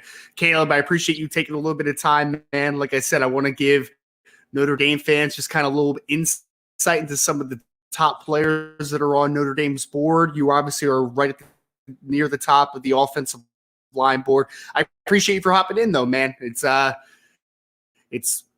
got midterm time, got a little bit of downtime, but I guess to start, man, how's everything been going for you? I know it's been probably pretty crazy with coaches calling, visits, all that great stuff for you. Yeah, it's been great. It's been exciting. I've been getting recruited pretty heavily, like in this short period in January. There's gonna be a lot of coaches coming. You know, it's just exciting. You know. Yeah, no, it really is, man. And I know, Caleb, you were one of those guys that, because you got your offer from Notre Dame a couple days before Christmas, and I popped in your film at that point, man, and I was like, I didn't know what I was watching for a second. I'll be completely honest, but I'm like, you're playing tight end, number 44, playing defensive end. Obviously, you're a big kid, so you're going to grow into an offensive tackle or offensive guard at the next level. But just give us a little background, Caleb, maybe a little bit of how you started playing football, positions you played, because obviously you're playing a position that you probably aren't going to play at the next level. Yeah. So I joined football in about second grade, fourth grade, maybe in that area. I was a quarterback. I was a quarterback and linebacker up until seventh grade, eighth grade. And then they put me at O-line and defensive line. And then up until high school, I was offensive line. But at high school, by junior year this year, they decided to move me to tight end for who knows. I mean, I guess they liked my down block because we run a wing T and we don't pass a lot. So I guess I fit there, and I was athletic enough to be a tight end for our offense. So yeah, and then that's basically what all the positions I played. Yeah, well, I didn't know that you had an offensive line background before this even happened. And I know that we chatted briefly, I think, last week, and you told me that the plan is, as of now, for you to move back to offensive line as a senior. Was that right?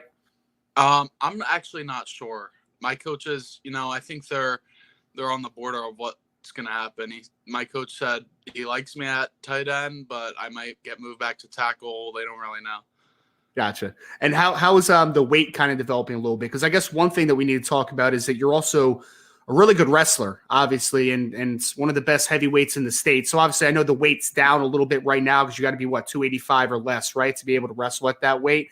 But what is kind of the weight typically at now, and just maybe a little bit of your wrestling background, if you don't mind? We have a 2-pound allowance after Christmas, so I can be at 287.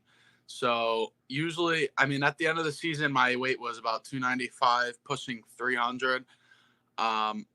So yeah, I had to cut down to around 287, 290.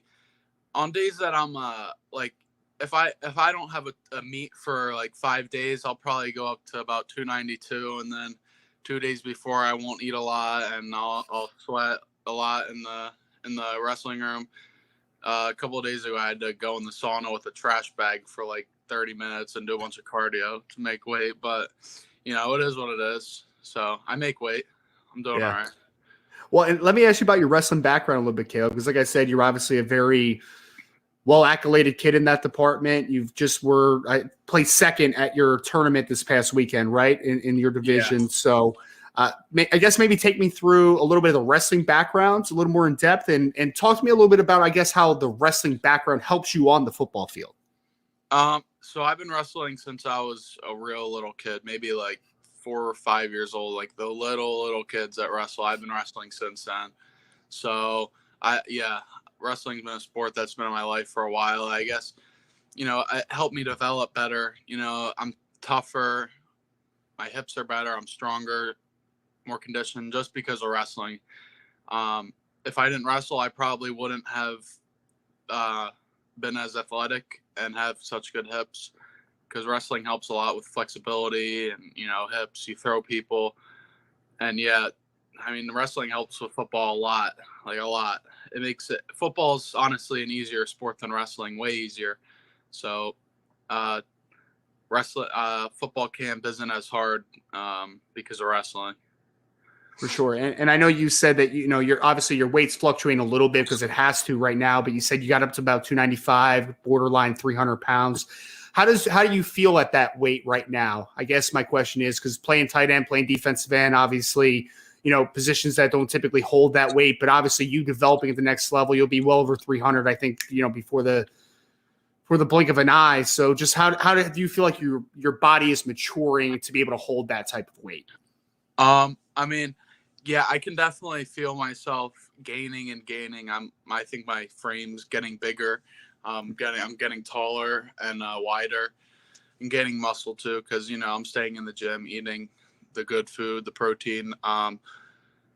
But yeah, I'm definitely gonna be growing a little bit more. I feel like it's so hard to stay under 285 now because I'm just growing. I think I'll be pushing 300 next season in football. So yeah.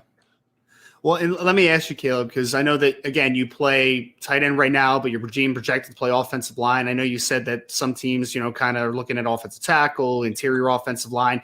You also play defensive line for the team. So can you just take me through, before I get into specifically for Notre Dame side of things, how many different positions teams are kind of looking you at and projecting you at right now? Most of them are looking at me for offensive tackle. Some are looking at me for guard. I mean, they say they like me at center. I mean, pretty much all the offensive line positions, but most are looking at me as a tackle just because of my athleticism, or that's what they say. So, yeah. And I know that there's obviously a lot of great schools that have already been looking at you. I was looking at your offer list earlier, and you got the Michigans of the world, the Tennessees, Wisconsins, obviously Notre Dame's, a lot of teams as well, or programs that have really developed offensive line at a high level. I mean, you're a Pennsylvania guy, so getting offers from Notre Dame, Michigan, Wisconsin, those are some of the best offensive line pipelines that there have been in college football. What's it kind of been like, just this attention, man? Because you're still underrated from a recruiting ranking perspective, but I think anybody that has seen your film at this point knows that you're about to make a big jump, especially during the senior year. So what's it been like, just kind of the recruiting attention from so many of these big programs? It's been great. I mean, yeah, I feel like I'm definitely underrated with the On 3 and 247, all that stuff. And, maybe when my senior year film comes out, I'll be rated a little better. But I mean, I could care less about stars and all that stuff. I mean, what I'm really here to do is go to college and make it to the NFL. So that's my goal. But yeah. Well, and let me ask you about the Notre Dame side of things for a second, Caleb. So I know, the coaches reach out, they extend the offer, a great moment, I'm sure, for you. But can you take me through just your initial impression on Notre Dame and getting that offer from the Irish? The first time I actually ever knew about Notre Dame was, it was a while ago. And I guess my dad was like, oh, we got to watch this movie, blah, blah. And so we watched this movie called Rudy. And, I obviously liked the movie because it's about football and stuff. But yeah, so I knew that they were a great program for a while. So yeah, I guess then when my recruiting started, I got one of my first offers. They were one of the first people to text me a while ago. Yeah, they texted me and was like, we want to let you know you're on our radar and all that stuff. And then in December, they came and visited. Coach Highstand did. He was talking to me. He said he did his research and that he trusts my coach, my head coach, and the guy that helps me with recruiting, Ross Tucker. And then after that, maybe like a week after that, he called me and said, we did our research. We really like you. We know you'd be a great player for our team. You fit our team and our standards. And then he offered. So And then I've been talking to their staff after that. So I mean, yeah, that's pretty much it. And I don't know if you know this, Caleb. I'm sure you do, kind of just doing the research on Notre Dame and whatnot. But I guess just from the perspective of how many, great offensive linemen, obviously they have produced over the year and developed, how much is that a sell for you, just kind of having a program like Notre Dame that has had guys like Quentin Nelson, Zach Martin, Ronnie Stanley, so many great offensive linemen that have obviously come through the program? Yeah, it was an exciting day when they offered. It was pretty crazy. I know they were the first big offensive lineman college offer that I got besides Tennessee. So yeah, it was very exciting getting an offer from Notre Dame because, they're like a storied program, very well developed. They have who knows how many national championships, a lot of them, I know. Yeah, and I got Michigan in the same day, so that day was pretty exciting and crazy. Yeah, no, I'm sure it was. And kind of just taking a step back for a second, Caleb, I know these last few weeks have been crazy for you. Coaches obviously coming through the school and doing all that type of stuff. You doing the midterm thing and everything. But I guess what have kind of just been some of the highlights of the recruiting recently? You mentioned Michigan offer, Notre Dame offer, Tennessee has been another school. Obviously, I guess just what has kind of been the recency with recruiting trend and just kind of, filling out the process a little bit. Yeah, I mean, a couple new colleges offered since then, like Wisconsin and South Carolina. But yeah, I've had a couple coaches visit me. Penn State was in Friday. Well, the dead period just ended, so Penn State came in Friday. Yep. Then Tennessee, Virginia Tech came today, and a bunch of coaches are coming the next week or two. So yeah, that's pretty much it.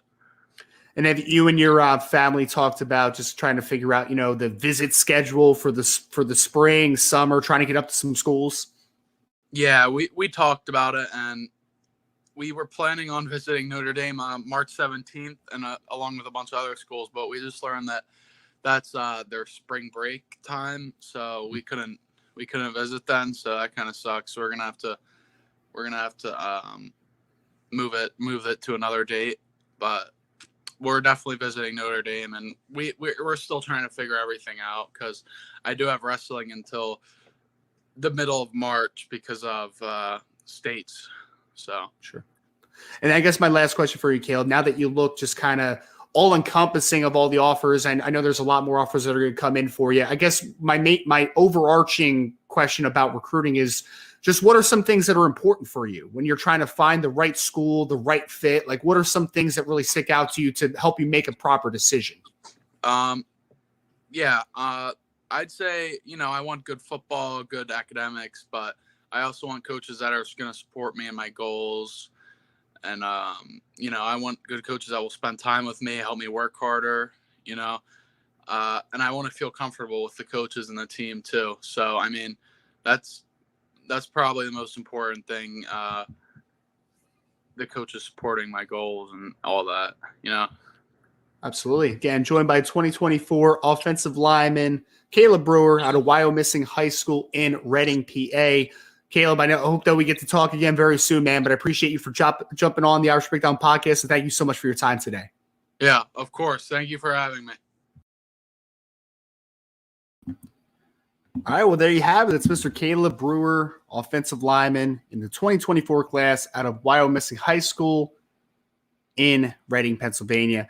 So, Sean, that's going to conclude the show here today as far as the underrated aspect of this podcast. We're going to get to the mailbag next. Just an update on the Caleb Brewer visit. He told me that he is visiting April 1st. I put it on the message board at boards@irishbreakdown.com, so you should be able to sign up there and make sure you stay up to date on the latest recruiting intel. So that was Mr. Caleb Brewer. That's going to end this section of the Irish Breakdown podcast.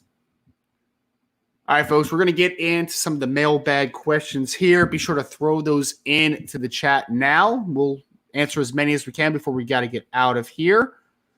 So I want to start us off. Since we're talking offensive linemen, we might as well start out with Timeout Tom. He just said, any updates on Grant Bricks? Grant Bricks is an offensive lineman out of the state of Iowa that Notre Dame was out to see pretty recently here.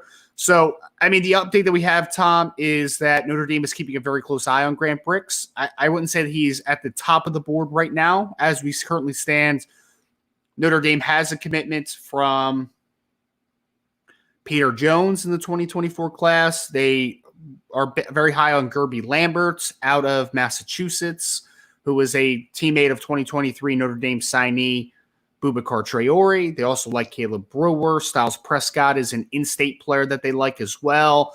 Liam Andrews is a player out of Massachusetts who's more of an interior offensive lineman that is pretty high on their board as well. Grant Brix is kind of in the little is in the section with like the Kevin Haywoods of the world where Notre Dame likes him. They want to keep building a relationship with him, keep him on the board. But, outside of that, I don't know if I wouldn't say he's a take at this point. I think that Notre Dame definitely has a hierarchy on the offensive line board, but they are keeping close eyes on Grant Brix. So easy update there. We're going to go to Rob Osgood here. Sean said, Mailbag, in your opinion, what's your evaluation on the recruiting on the defensive side of the ball? If not good, then what is Marcus Freeman going to do to fix it, in your opinion? Thanks and keep up the great work. Thank you, Rob. We will do our best on the latter there. Sean, I guess for when we're just talking about 2024, right? So Notre Dame has a commitment from Owen Wafel, the defensive lineman out of New Jersey. They also have a commitment from Carson Hobbs, the cornerback out of Archbishop Moeller in Ohio. What is your opinion, I guess, to start this conversation of how the defensive side of the ball is recruiting so far, 2024 class?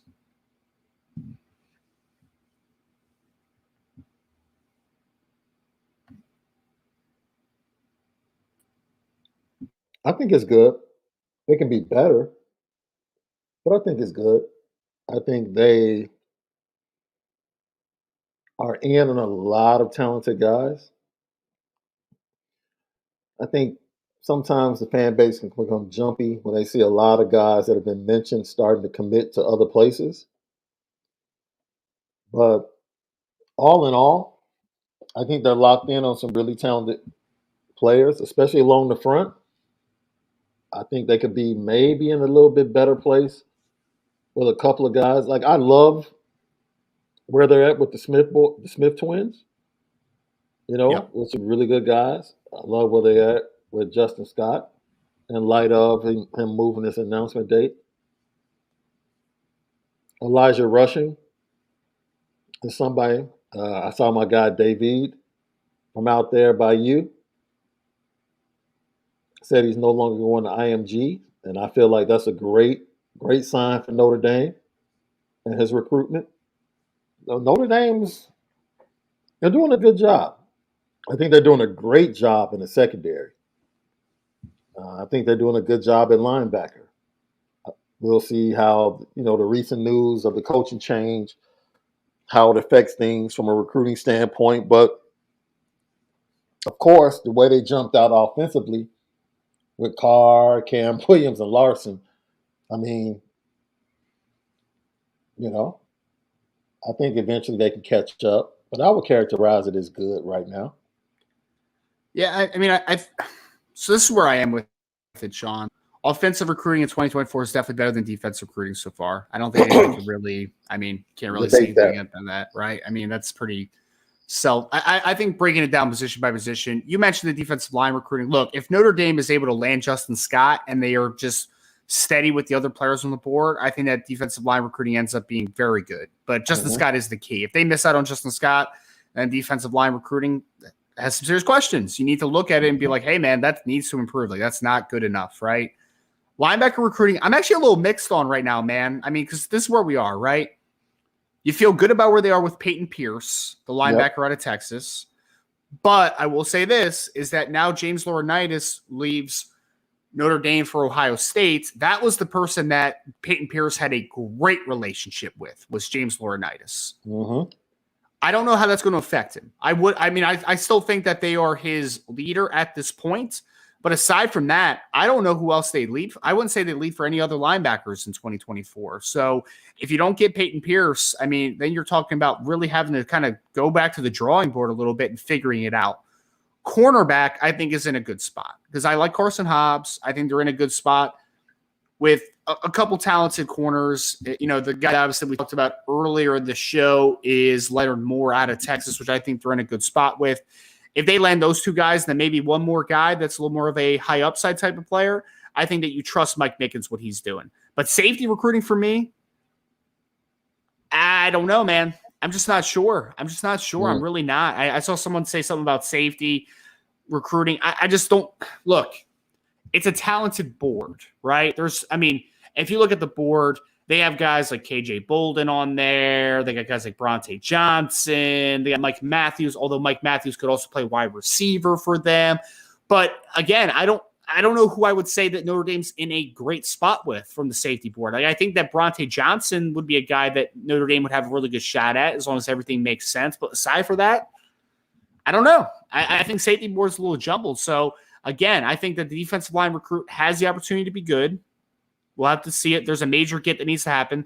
Linebacker recruiting, I think, is very mixed, and safety recruit, I think, is very mixed at the moment. Those two spots I am less than pleased with at this moment. Cornerback recruiting, I think, will be bad. So as a whole, I think defensive side of the ball needs to be better. It needs to be better moving forward. There's no doubt about it. I think we agree on that, Sean, that it needs to be taken up a notch. And what happens, what does Marcus Freeman do to fix it? I think that there needs to be a real conversation that happens with the rest of the staff on the defense side of the ball that maybe are not performing up to expectation. Like, hey, man, Al Golden, Al Washington, Chris O'Leary, whatever.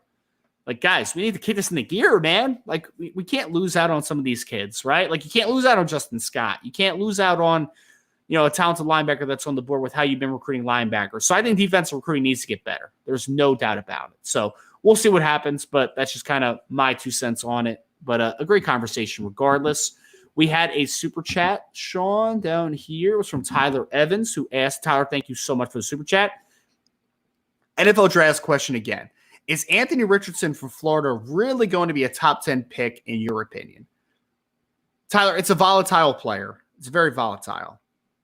Should Anthony Richardson be in a top 10 pick in a vacuum? No, he shouldn't. I would be much more excited about Anthony Richardson if you can guarantee me he gets to the second round and he doesn't have to be pressing the playing time early and I could just be patient with him because Anthony Richardson is stupid talented, man. Like, there's no doubt. The kid's 6'4", 230 plus pounds, strong arm, really athletic kid. He's got the makings of a really good quarterback, but he's not ready, right? Like, he's just not ready. Just point blank period to it. And if you're a top 10 pick, you're most likely going to be pressed into early work. And I think that that's either going to be beneficial for him for more playing time, or it's going to cripple the kid. That's my opinion. So is he a top 10 pick today? No. Does he have top 10 talent? Yes. I would say he's top 10 talent. Should he be picked there though? Absolutely not. Sean, I don't know if you have an opinion on him just for, he's a really talented kid. There's no doubt. The NFL is the NFL. Football is football. Yeah. The position bears that is usually picked above the true value of the player. And that's just the way it always happens. You can go watch Florida and Kentucky from this year, and you probably won't be impressed with the quarterback play from either one of those guys in that game. But yet still both might go top 10. That's all you need to know. No doubt. So we're going to go now to John Banco, who says, in what facets of what we do on the field are we best able to sell recruits that we are preparing them for the NFL? For example, quarterback has not been one recently. I guess, Sean, I'm taking this as, what facets of the game or what positions, I guess, are the biggest sells for recruits that they can get to the NFL? I guess you have to start with the offensive line, right? Like, is there a more clear projection to the NFL than saying, hey, if you play for Harry Heastan and you develop into a good player, you're going to be an NFL player. Like, there's no doubt. Even guys like, you think about Tommy Kramer was one, right? That didn't really play, I know he's not a perfect example because he played more for Chip Long, obviously. But Tommy Kramer was just a solid football player at Notre Dame. He's playing in the NFL right now. That's Sam Mustipher has started football games in the NFL. And, he's not very good, but he has started in the NFL. If you're a starting caliber player at Notre Dame on the offensive line, you're probably going to get a long look. And you add in the fact of what Harry Heastan has done historically at the offensive line position. At the offensive line is an easy sell. It's like, hey, that guy Quentin Nelson, pretty good player. You know that guy Zach Martin, future Hall of Famer? Yeah. You know that guy Ronnie Stanley, who's been an All-Pro in the NFL when healthy? Yeah. You know Mike McGlinchey, who just started an NFC Championship game at right tackle? Yeah. You know Aaron Banks, who just started at guard for an NFC Championship contender? Yeah. I mean, it's easy sell, man. It really is. I mean, how many guys are playing in the NFL right now that played offensive line for Notre Dame? I mean, it's just a long, long list. So I think offensive line is the easiest sell for me. And for me, I think positions go hand in hand. We kind of talked about this, defensive back, wide receiver, offensive line, defensive line. Those are positions to where you can use success at one to help recruit the other. Yep. Notre Dame is always top 5, top 6 and players in the NFL on rosters. So that's your selling point. Like, dude, there's only 5 other programs that are better at us. Yep. They're putting players in the NFL. So, like I said, the focus should not be – sometimes the focus is on being a first-round pick, right? And that's what Alabama sells to their offensive linemen, but their offensive linemen end up stinking in the pros. Sure. Iowa and Notre Dame produce better products on the NFL level. So that's your selling point. Like, yeah, you can go first round, but you'll be on the bench in a couple of years, or you can be the names you just rattled off, Double R. Yeah. And go wherever, they pick you. But you're going to get to that second contract, and you're going to be a pretty darn good player and probably make a Pro Bowl or All-Pro team. Quarterback is just a situation where I think Notre Dame has recruited those guys. Yeah. Right? Arch Manning is someone you project to be an NFL quarterback. Bryce Young is someone that you project to be that guy. Dante Moore was their opportunity to go and grab that guy, and they couldn't close the deal for whatever reason. So I think the coaching staff is very well aware of what they need to do in conjunction with certain positions, the NFL, and branding and giving a recruiting pitch. They just have to get those guys in the building. Yeah. And I think that the pitches will I think that they'll be received differently by different types of players, right, Sean? I mean, if I was a high upside defense, like Armel Mukam, for instance, in 2023, right? Yeah. I could say to Armel Mukam, hey, man, you have a similar profile to this kid we had a couple years ago. His name was Adio Gandiji. You have a similar profile to him. He came in, 3-star recruit, not highly regarded by most, but he is now playing in the NFL, right? Because we developed him, and that's what we do, right? So there's going to be different pitches from different positions, but I will also say this too, Sean. For the quarterback has not been one recently that is like a point of wow, you really developed that position. You're right, John. You're not wrong there. But I think you also say for most positions, Notre Dame has a new coach than what they've had historically, right? Chancey Stuckey's in his second year. You can't hold the wide receiver woes under Del Alexander against Chancey Stuckey. That wasn't him. That wasn't him, right? I mean, yeah. So I think that you also have to look at the future, right? This is how we're selling you. This is where we're going. We know that, we know quarterback play hasn't been good enough, but here's how we're going to get there, right? Here's how we're going to get to that point. So I think it's just kind of that maturation, I think, moving forward. Great question, though. I want to bring up this one and knock it out real quick. There's a few that we're just going to knock out bang, bang, bang, because we do have to get out of here kind of quick, but I don't want to sell these questions short because there are a lot of great questions. We have Charlie West's last boat who said, Ryan, the kid in Conroy, Texas, where I live, what is going on with him?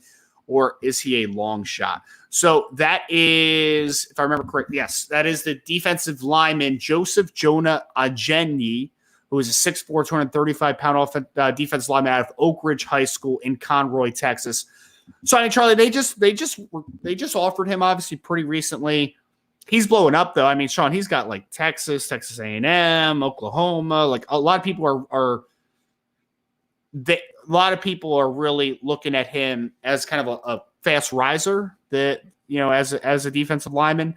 It's just too early to tell. I mean, Charlie, I think that they're in a good spot with a few different defensive linemen. So honestly, it might just come to a point where there's not enough room for him.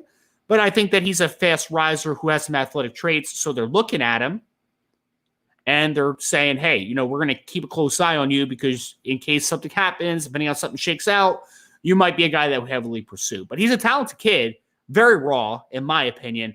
But, I mean, he's got length, explosive. There's a lot to work with that kid. So we're going to keep a close eye on him. But great question. We're going to move on now to the next one.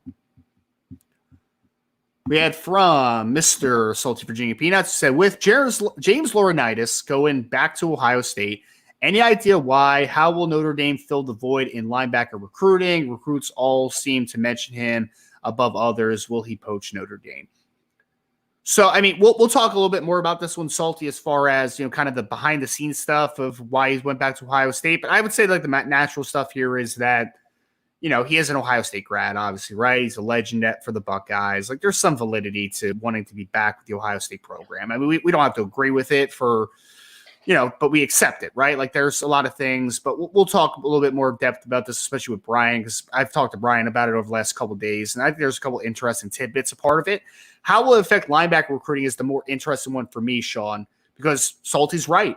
You hear James Laurinaitis' name a lot with linebacker recruits in 2024 especially. I mean, Peyton Pierce, literally the last time he was on campus a couple weeks ago at junior day, he spent his entire trip with James Laurinaitis. And that sounds so weird that a make it or break it person on the staff might be a graduate assistant, right? But I think that James was recruiting well. He was selling the vision well. At the end of the day, guys need to step up. Al Golden needs to step up. I mean, point blank period to it, right? He has a guy next to him in Marcus Freeman, who's a great linebacker guy as well, who's recruited that position incredibly well. I think there needs to be a little kick in the butt. Like, Al, you need to do better here, man. You need to do better. And I think Marcus needs to have the assist a little bit, right? Because Marcus Freeman's a great recruiter. He's a high effort recruiter. And I imagine that he will be helping Al Golden as far as that recruiting side of things for the linebacker position. But I think James Laurinaitis leaving, for me, it's a little bit of a blow to the staff because he's an easy sell, right? It's like that guy played in the NFL 8-9 years. All-time leading tackler at Ohio State, I believe. All-time leading tackler for the LA Rams organization. Well, St. Louis at the time. It's an easy sell, Sean. I do think Laurinaitis is a loss for recruiting. I do. Oh, without a question, it's a huge loss in recruiting, and it's really sad, right? And since you and Brian will have the rest of the week to give you tidbits, I'll just jump in with mine right now. I think it was brilliant because I think there's a recognition over the next 2 years that if they look at their recruiting board and look at Notre Dame's recruiting board, that there's a battle that's going to be going on. And I think it's very strategic that Ryan Day, who didn't have a spot just a few years ago, all of a sudden has a spot when James Laurinaitis is rising in the ranks of top recruiters, especially at the linebacker position. So what better way than to damage Notre Dame than to create a spot for a guy who is going to jump at the opportunity to come back home. So, because I'm not even sure if his family followed him there, but if they did, I'm sure they feel more comfortable back home in Columbus, where they grew up, his wife and his children. So the timing of it and the way it went down is, for me, a red flag in a sense, but, to each his own. Do what's best for you in your life. I know I would personally go out and get somebody, but I'm not Marcus Freeman. I just think right now I'll be honest, it's too much. I understand he wants to be the lead recruiter for everybody, but at this point, it's just too much. Yes. It's too much. As you continue to elevate as a head coach and learn how to be a head coach, it's just too much. Well, Sean, there was someone, I forget if it was on a show or in the message board, they had said something like, does Marcus Freeman need to take over this recruitment or do you need to take over that recruitment? I'm like, guys, you can't be the lead recruiter for every single player. It's unrealistic, You can't. For the premier guys, needs to happen, right? For Justin Scott, a couple others, he's right at the top of the league. There's no doubt. And I think that Marcus, wants to have obviously a big hand in that, right? But at the end of the day, you're the head coach. You can't allocate all your time to just recruiting. You can't. I mean, that's got to be a huge emphasis, obviously. Yeah. But what about the day-to-day? What about building a great staff? What about, developing these players? Like, there's a lot on his plate, obviously. So he can't be the lead recruiter for everyone, to back up your point. No, he can't. And for them to, like I said, I hope that there's a move coming down the line, maybe, even bumping up a GA currently on the staff or something, i.e. what Trevor Mendelssohn was for the offensive line and for other positions, while they were still interviewing people for the coaching staff last year. He was the one that got in early on Charles Jagasaw and got everything established before Harry Heastand came in. And now he got his opportunity to go, get a great upgrade in position for him in his career. So, you have to not only have guys, but you should be developing guys underneath just in case things happen that can step into that void and kind of help out. Because that's Marcus Freeman would tell you it's not too much. But like you just pointed out, Ryan, at some point. A lot of time, man. It's a lot of time. Yeah. Sean, can I say this? Because there's somebody's comment in the chat that I'm not going to put up on the screen because there's an expletive in it, right? But look, man, James Laurinaitis is a sting from the sense that he was building great relationships with some of the linebacker recruits. But you had no idea if he was a good coach or not. I mean, let's be honest. I mean, what about the play last year tells you that he's a great linebacker coach? I mean, honestly. Right. That is the counter, right? He was just starting to become someone that was being talked about in the recruiting recruiting landscape. So we're not here to overstate what is taking place at all. I mean, and he's going from a graduate assistant for Notre Dame to a graduate assistant at Ohio State. I mean, look, I like James. I mean, I'm a Rams fan. I mean, he's a great player for the Rams. I love James Laurinaitis. I wish he was still on the staff, but I don't know if he's a great coach. I have no idea. I think he was building a great relationship on the staff. Sure. I mean, it's a lot. I'm not acting like it's not a loss, but can't say he's a great assistant. We don't know that. We don't know if he's a great coach yet. I have no idea. But wait, this is the thing.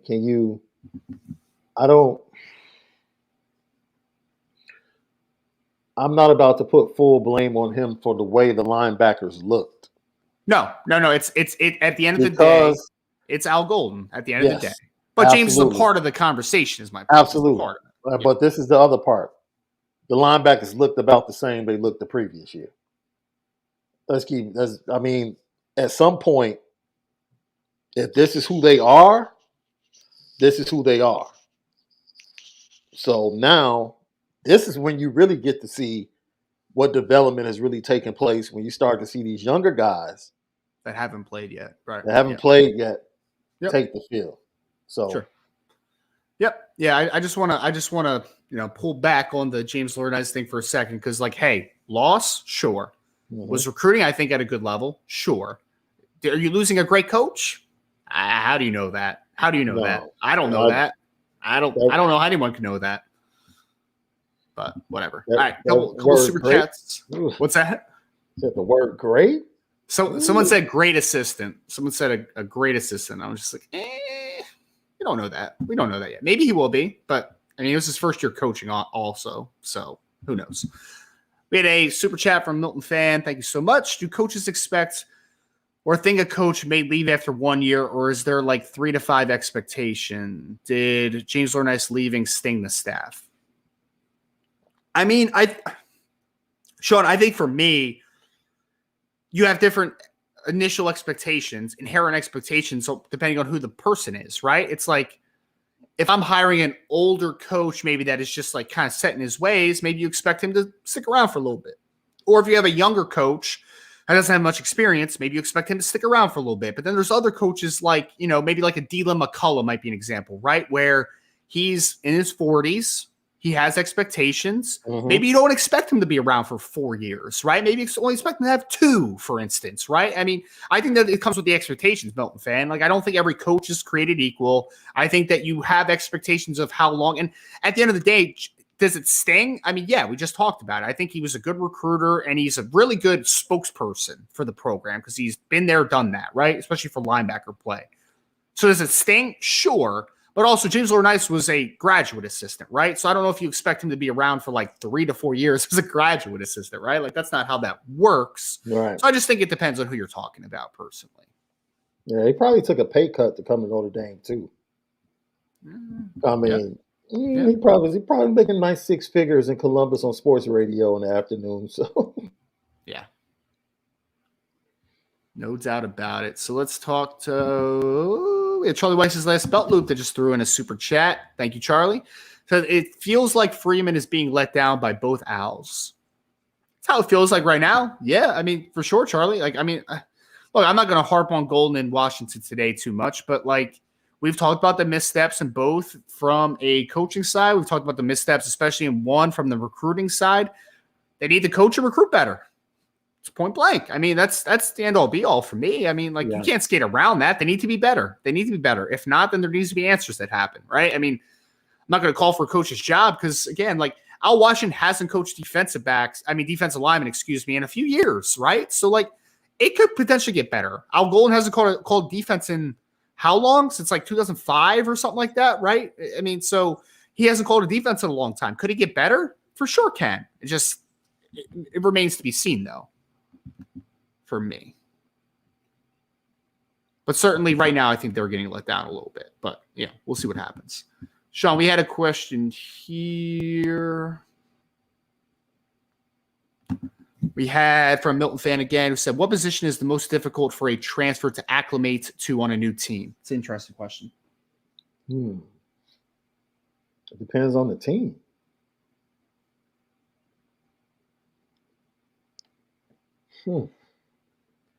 I mean, quarterback's like an easy one, right? That's probably the toughest acclimatization, right? I mean, well, if you're transferring, that's the system is in your thought process of why you're transferring to that particular place. So sure, but also the leadership side of things, right? You got to come in and gain trust of everyone because you're the inherent leader the minute you step in the door, right? Like that's kind of what my thought process. It's not even just learning a new staff, getting the ropes of being on the campus, but it's also you have to prove your leadership qualities pretty quickly too if you're a quarterback. So that's just my which is for me one of the most difficult things with Hartman because the other quarterback I think has respect in that locker room.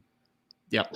Regardless of what you think of him as a quarterback right now, the players in that program respect him. So not only do you have to gain respect, but you have to get up to that level of respect, amongst the players. So, yeah, I guess I can rock with you on that one. Yep. We're going to bang through a few of these. Unless Here's an interesting one. Place kicker. Place kicker. You know why, bro? Yeah. Place kicker's like, dude, that's all you do. Yeah. It's kick.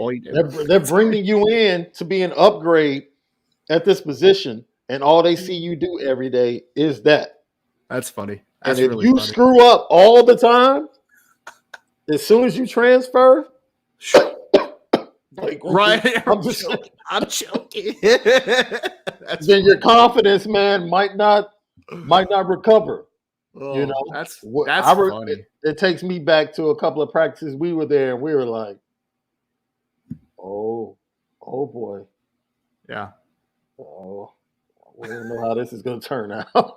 Oh God. So that's tough, man, because really, like I said, you're being brought in to be an upgrade and to win games in certain positions and make kicks. And when you don't start off making kicks consistently, that's tough because you can be on the other field and people might not even see what you're doing in practice, bro. True. The kickers always kick with the full attention of the squad. That's very true. That's very true. Yeah, I mean, if a guard's having a bad day in inside run, only the other offensive linemen see, right? I mean, that's a good point. Good point. Yeah. But meanwhile, in practice, you're like walking through individual, and you're like, "Wait, timeout! Let's kick it." That's funny. I didn't even think about that. That's really funny. Oh. Sean, we got a fun one from Ian Johnston who just said, is Carter Nelson a Brock Bowers type of tight end?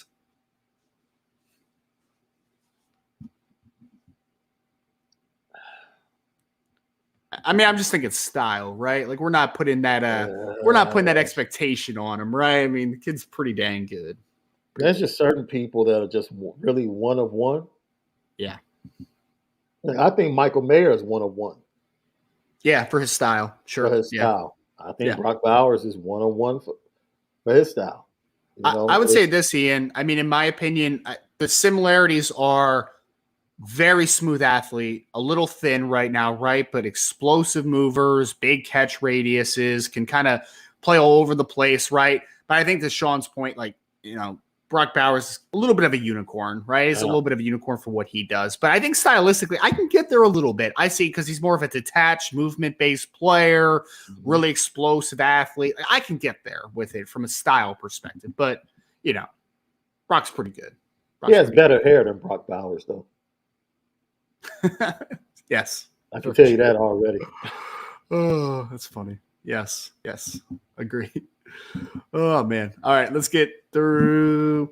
I'm going to bang out a couple of these real quick, Sean. We had Call Me Ty, just said linebacker recruiting, where do they stand with Peyton Pierce? I kind of hit on that a little bit. I mean, I think they're the leader for Peyton Pierce right now. And I know it's only a couple months until he wants to make a decision, obviously, right?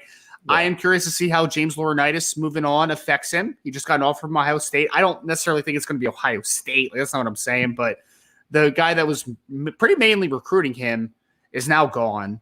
So I want to see how it kind of works out over the next couple of weeks. But I do think that they're the current leader for Peyton Pierce, in my opinion. We also had a question, Sean, and we could both hit this one real quick. Irish Chi-Town asked, Ryan and Sean, do you see Ryan Wingo as a blue chip player? I do. I think he's a 5-star caliber player. I think he's one of the top 2 to 3 wide receivers in 2024, in my opinion. Agreed. He's up there with Micah Hudson's pretty dang good, man, out of Texas. He's pretty darn good. Yeah. Irish Chi-Town also asked, Ryan, if we land Mike Matthews, could he see him playing both ways? Could he? Is he talented enough? Yeah, he's talented enough. There's no doubt. But Notre Dame doesn't really do that a ton, Irish Chi-Town, like historically. So I would say I actually think he might I think he might begin his career at wide receiver if he lands at Notre Dame, honestly. But he could play either side of the ball. But I think he might start as a wide receiver early on. But we shall see. All right, so we are going. We only got a couple more left here. We're going to get out. Irish Chi-Town also asked this one, Sean. He said, why doesn't Notre Dame have a fullback on scholarship?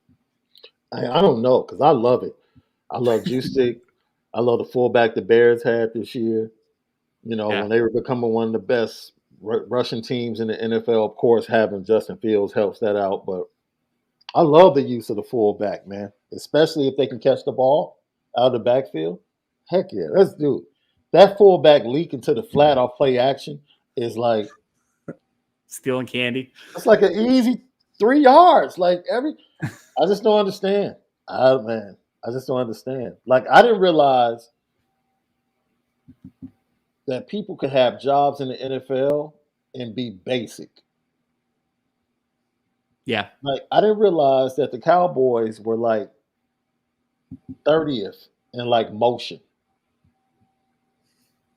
And I watch the Cowboys all the time, right? Yep. And so I'm like, yo, I see why they go up against good defenses that can't do anything, because they don't make anybody move or think. Right. We just literally come out and this is who we are. And it's like, I see why he no longer is employed by the Cowboys, because I thought at least everybody used motion, but it was very interesting. And that goes along with that. Some people just get stuck in their ways. I think we've seen, and look, some people might disagree. I think last year is going to end up being a very good thing for Tommy Rees, because I think he was forced to go outside of his comfort zone with Drew Pine. Yep. To find an offense that was going to be feasible and produce. Yep. And then you saw him almost be like a kid opening up toys on Christmas when he got Tyler back in the Gator Bowl. Right. After he saw Tyler get better in practice, it's like, oh my, like my playbook has been like this all year, and now I get to go to this. It's like a newspaper, you know. Right. Just open it. Yeah. That's funny. And I think he now might have an understanding of how to do both instead of just being stuck in his way. So hopefully, because that's basically how Notre Dame scored, right? A version of that. It wasn't a fullback, but it was basically Logan Diggs out in the flat off play action. And there you go. You know, so maybe you don't need the fullback personnel, but still use some of the things that fullbacks do in the offense. Yeah, you know, but I love the fullback. I don't know about you, Ryan. I love the fullback. I was a fullback in my younger days, and I do love the fullback position. Irish I just Notre Dame just doesn't use a fullback enough, right? Like that's what most teams are, right? Like if you don't use a position much, like why would you sacrifice a scholarship? And there's not really true fullbacks in high school, right? Like either those guys are playing running back or they're playing something else, right? So that's kind of why you don't really see the fullback position. Like this isn't Asaph Schwab anymore or Rashawn Powers Neal. Like there's just not those guys. Davis Sherwood's technically a fullback, and I just think he's decent fullback, you know, for what it is. But you don't have that guy on scholarship. H-back. He's more of an H-back?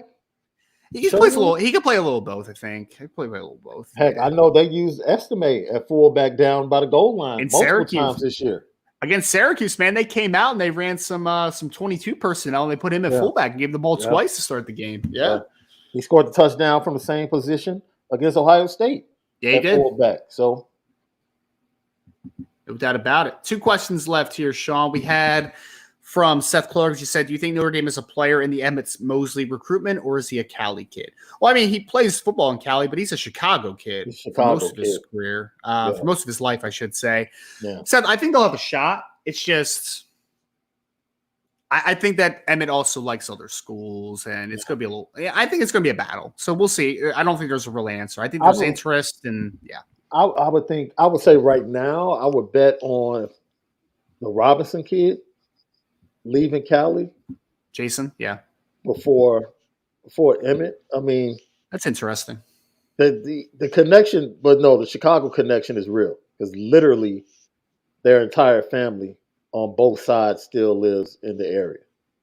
Yeah. So every time he came on a visit, they would immediately take a trip to Chicago to see family. So that is appealing. Like if I come to Notre Dame, my entire family is going to be able to watch me play. So, yeah, I don't think that's going to be I don't think that's like either way, even if you consider him a Cali kid now, I don't think that it's going to be necessarily a regional thing, right? Like I think he's just going to find the best fit for him. So last question for Charlie Weiss's last belt loop, who just asked, do they take 5, talking about offensive linemen in 2024, or is that too much? Charlie, I think that they want 3 to 4 right now. Like I think 5's pushing a little bit. Could that change if a guy goes pro that you're not anticipating, or there's an injury or a transfer? Like it could change, but I think right now 3 is the number that we've heard a lot. 4, I think if they get the right combination. So I don't think they get to 5 right now. Yeah. I don't.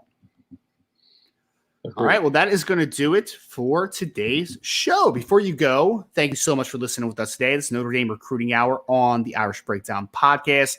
You can hit that like button, subscribe to this podcast, share it with your friend, of course. 5-star reviews on every podcast platform are always very much appreciated.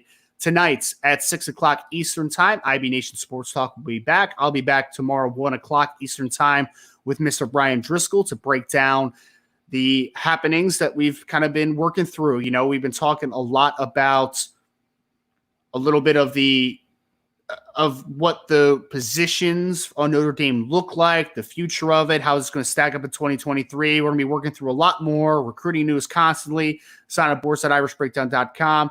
For Sean, I am Ryan. I want to thank you again for joining the Irish Breakdown podcast.